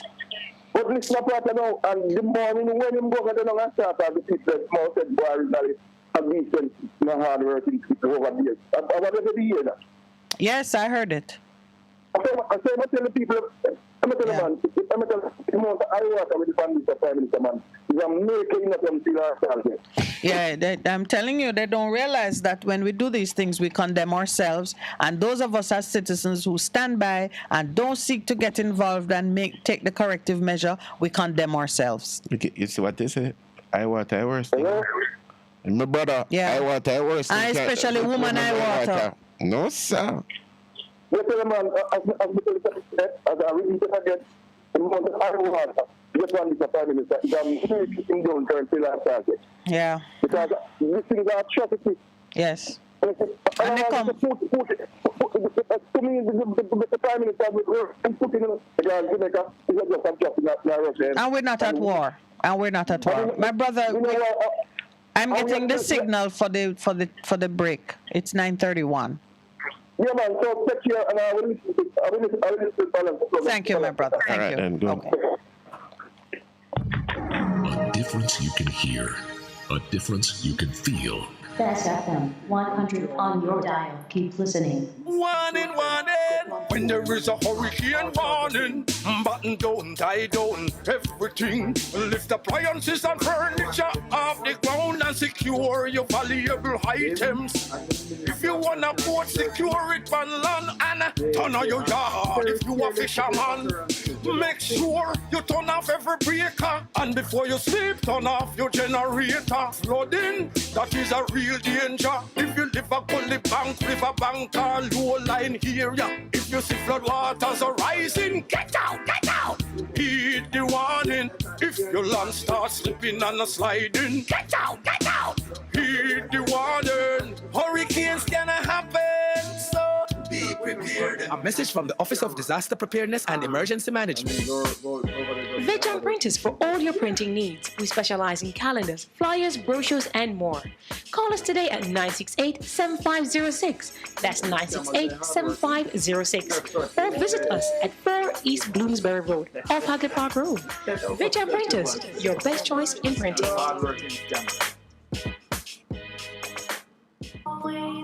What should a taxi service do for you? On-time taxi service is more than just a ride to the other side of town. They offer clean and spacious vehicles, reliable service, and promise to always look out for their customers. They'll come when you call and take you where you want to go on time. You can call us at 926-3866. We are something special on the road. Half a tree, one and drive, half a tree.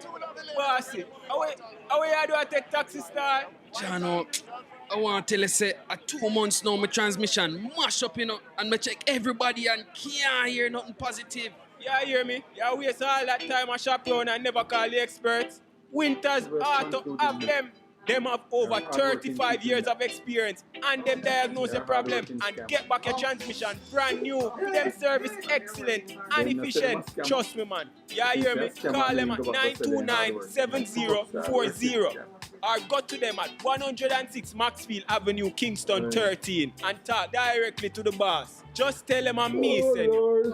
You big star. Yeah, man. Respect my boss. Try calling her, cause trust me.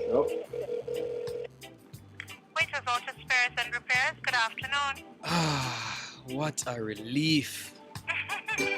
Best 100 FM is the authentic voice of Jamaica, promoting your prosperity with better vibes and better music. Let us promote your goods and services for you. Advertise with us. For more information, call our office at 876-276-8935. That's 276-8935. The Morning Connection is not your usual talk show. We aim to stimulate discussion and chart new paths to self-empowerment. So please join us, Minette and Percy, on The Morning Connection, Mondays to Thursdays, 6 a.m. to 10 a.m. on Best 100 FM. It's good, it's better, but nothing beats. Best FM. Welcome back and thank you for holding. Good morning. Good morning, my lady. How are you, sir? I'm good. Morning, Pastor. Morning, sir. When somebody says our oldster that your mother eye water the pay, what that mean? Meaning that them sin I go for your man. Is a curse or a blessing? Is a curse or a blessing? A curse, man. Oh boy. All right. Yeah. Go ahead. All right. This month we are celebrating, and it was the and thing like that. Right. Right. What was the Morant Bay rebellion about? 157 years ago. We're checking. People rebelling against the system that was oppressive. No, man. It was mainly for land, you know. There's a specific, there's a... Mm-hmm. Go ahead and make your point. Go ahead. So the point I'm making now, we are going to celebrate Heroes Day, with what happened in St. Thomas, the rebellion, because it's really that to celebrate when we talk about the Heroes Day, you know. Okay. Is it things that happened in Morant Bay in the 1865? I know in this month, the same month that we're celebrating that thing, we have a government that's acting like Governor Ire that goes to the people in place and destroy their homes. And then we have people in Jamaica supporting the action of the Prime Minister, behaving just like the planter class in that era. Mm-hmm. I don't know if people make the connection. I make the connection, you know. All right, I was going to do a little refresher on the history surrounding the Morant Bay rebellion. Jamaicans were protesting injustice and widespread poverty. Yes. Most of the freedmen were prevented from voting by the high poll taxes, meaning you had no land, you couldn't, and their living conditions had worsened following crop damage by floods, cholera, and smallpox epidemics, and a long drought. A few days before the march, led by Paul Bogle, when police tried to arrest a man for disrupting. Yeah. So we have a lot of similarities here. Yes. The more things change. And it seems as if Jamaica has not changed much since 1865.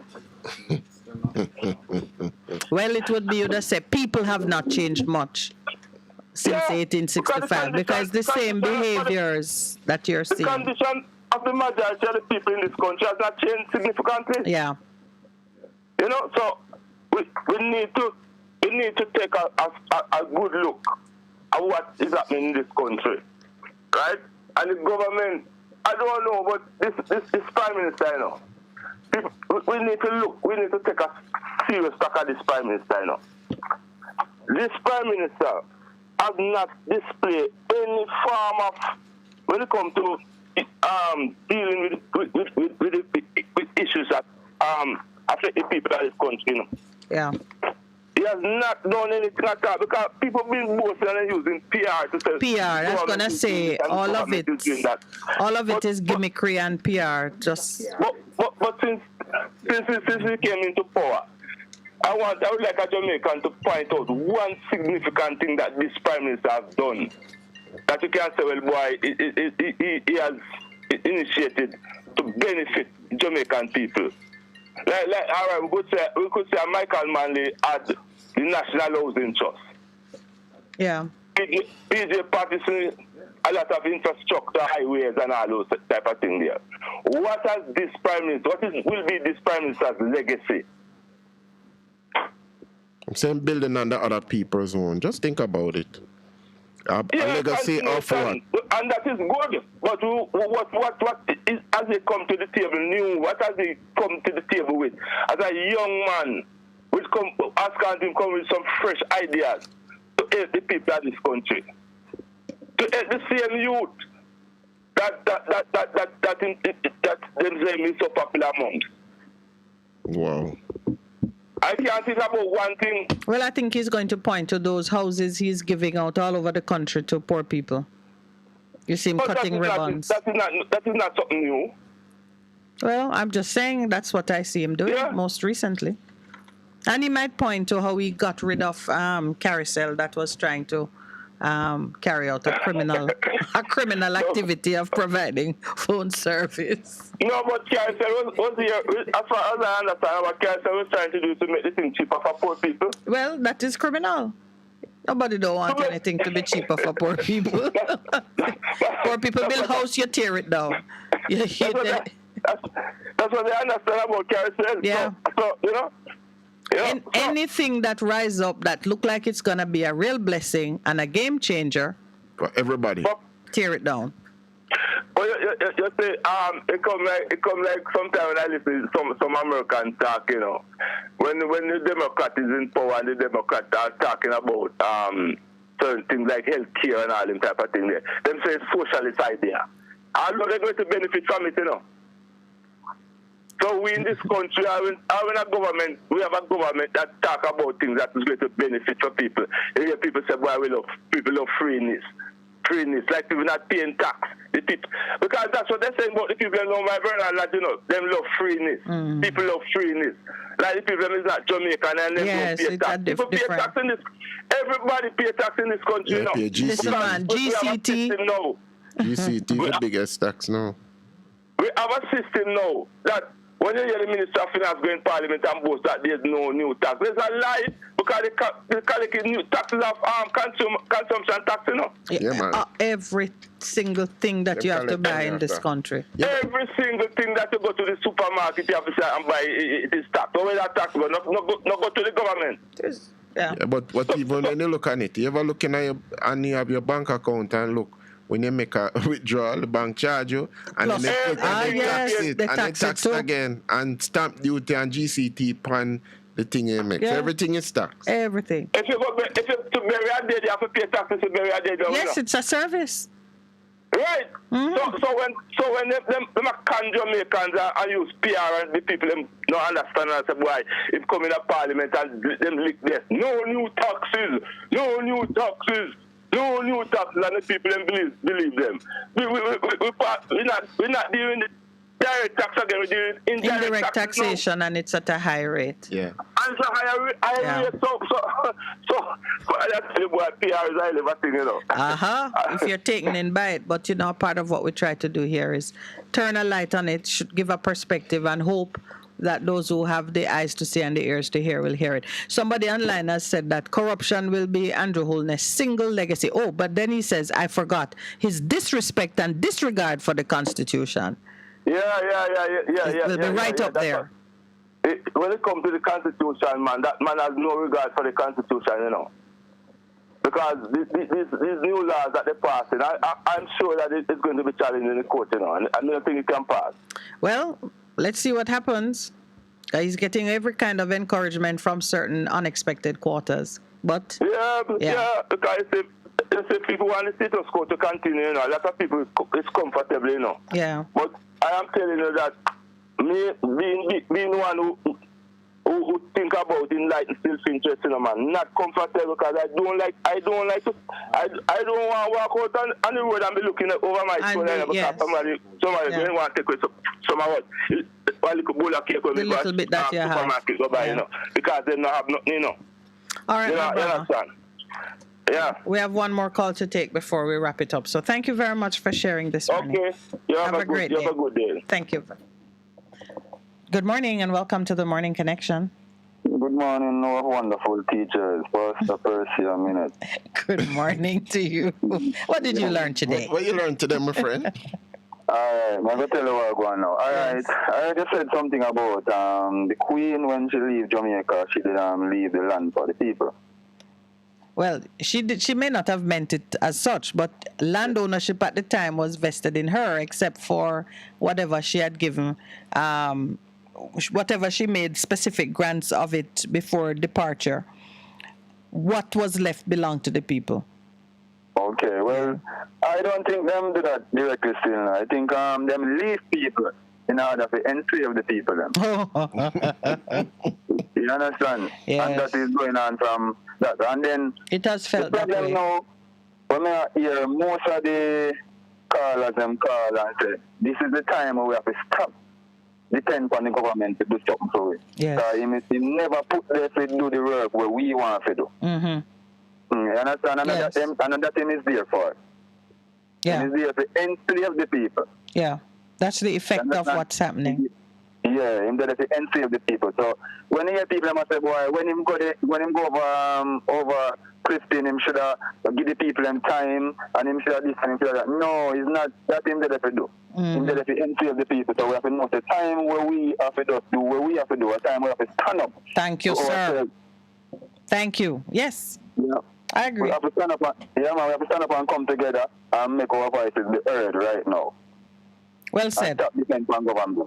Well said. And you know, the system is such that if you put a man to do a job and he's not doing it right, you must recall him.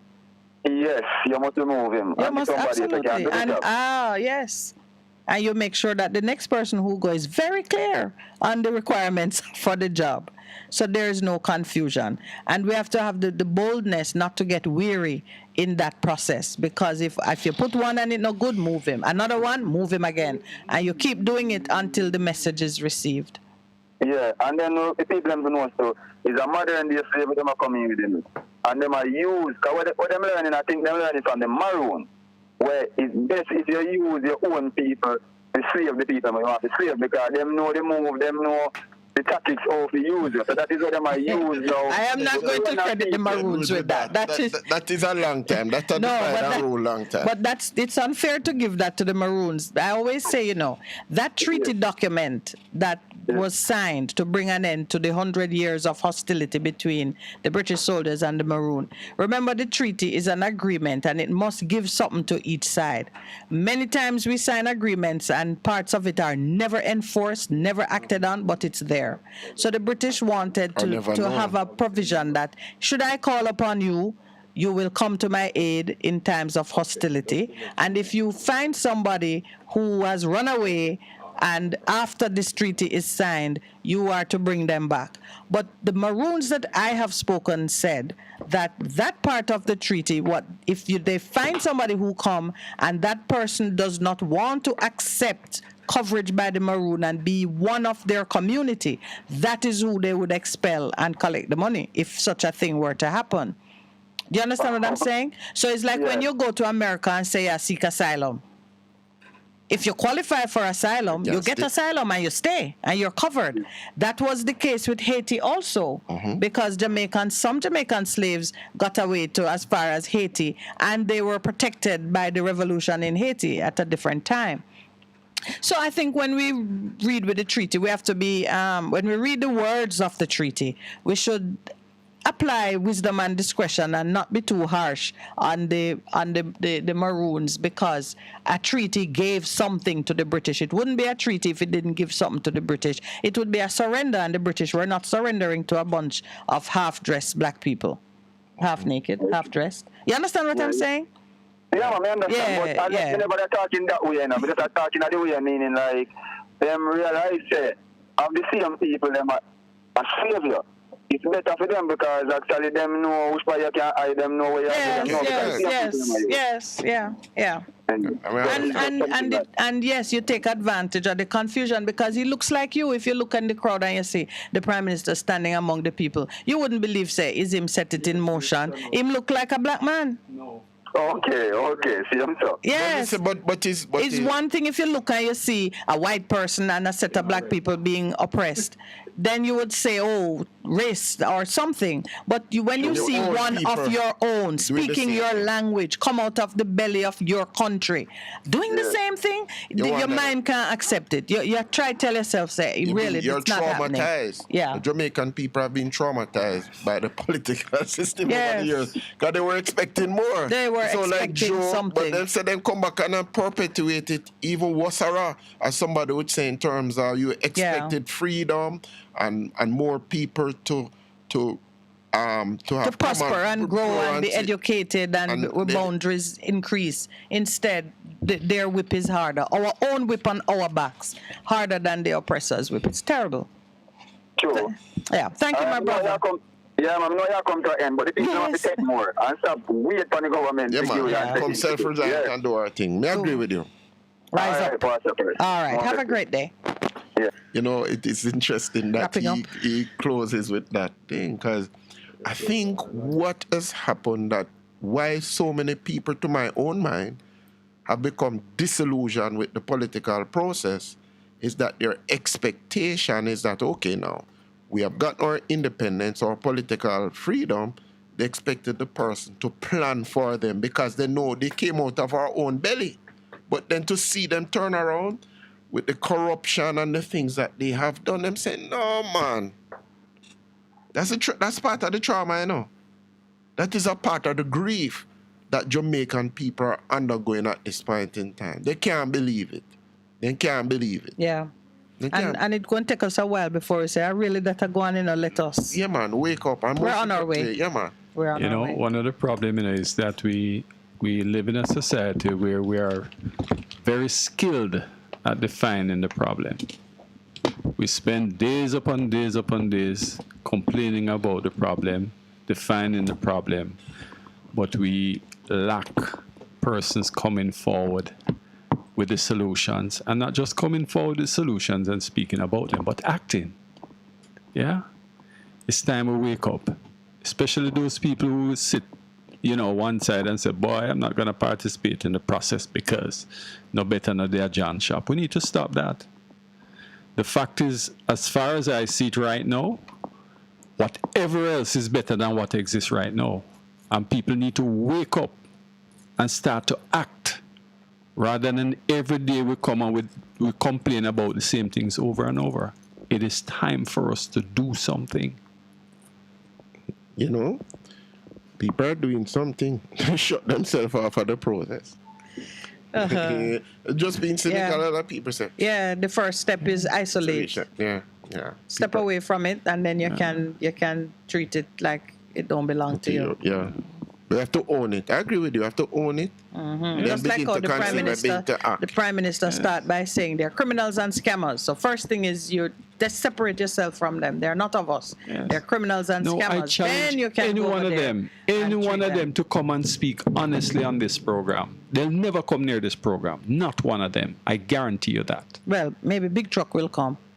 Not one. Big Truck said that I'm like Marlon Morgan. Yeah. Anyone who can speak honestly are welcome.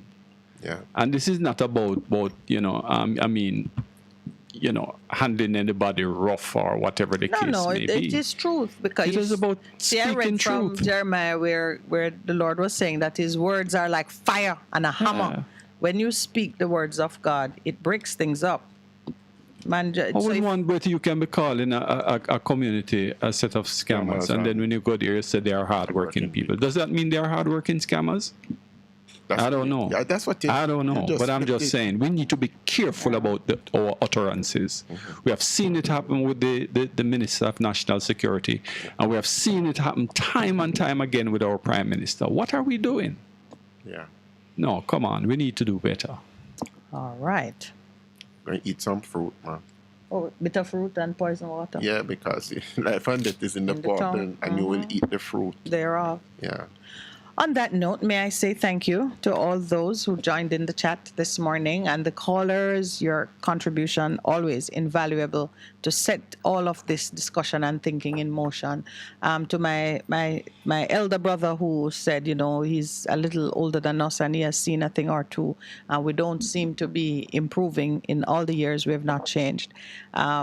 You know, we just repeat the words of hope and encouragement, though he did end by saying he knows it will change. It will change. Maybe not in our lifetime, but we are an important part of the process. The foundation. When we pass a certain way, we must teach our children, hand over the information. Lady Love said a lot of what she learned, she get from hanging out with the elders. We've got to pass it on and send the hope down into future generations so they know. Right now, we are a young nation, but we are in the early childhood stage of our education, and we're taking some licks. But I believe that we can get it right. As Lowell says, wake up, work together, and make the change. And, of course, begin by being the change that you want to see.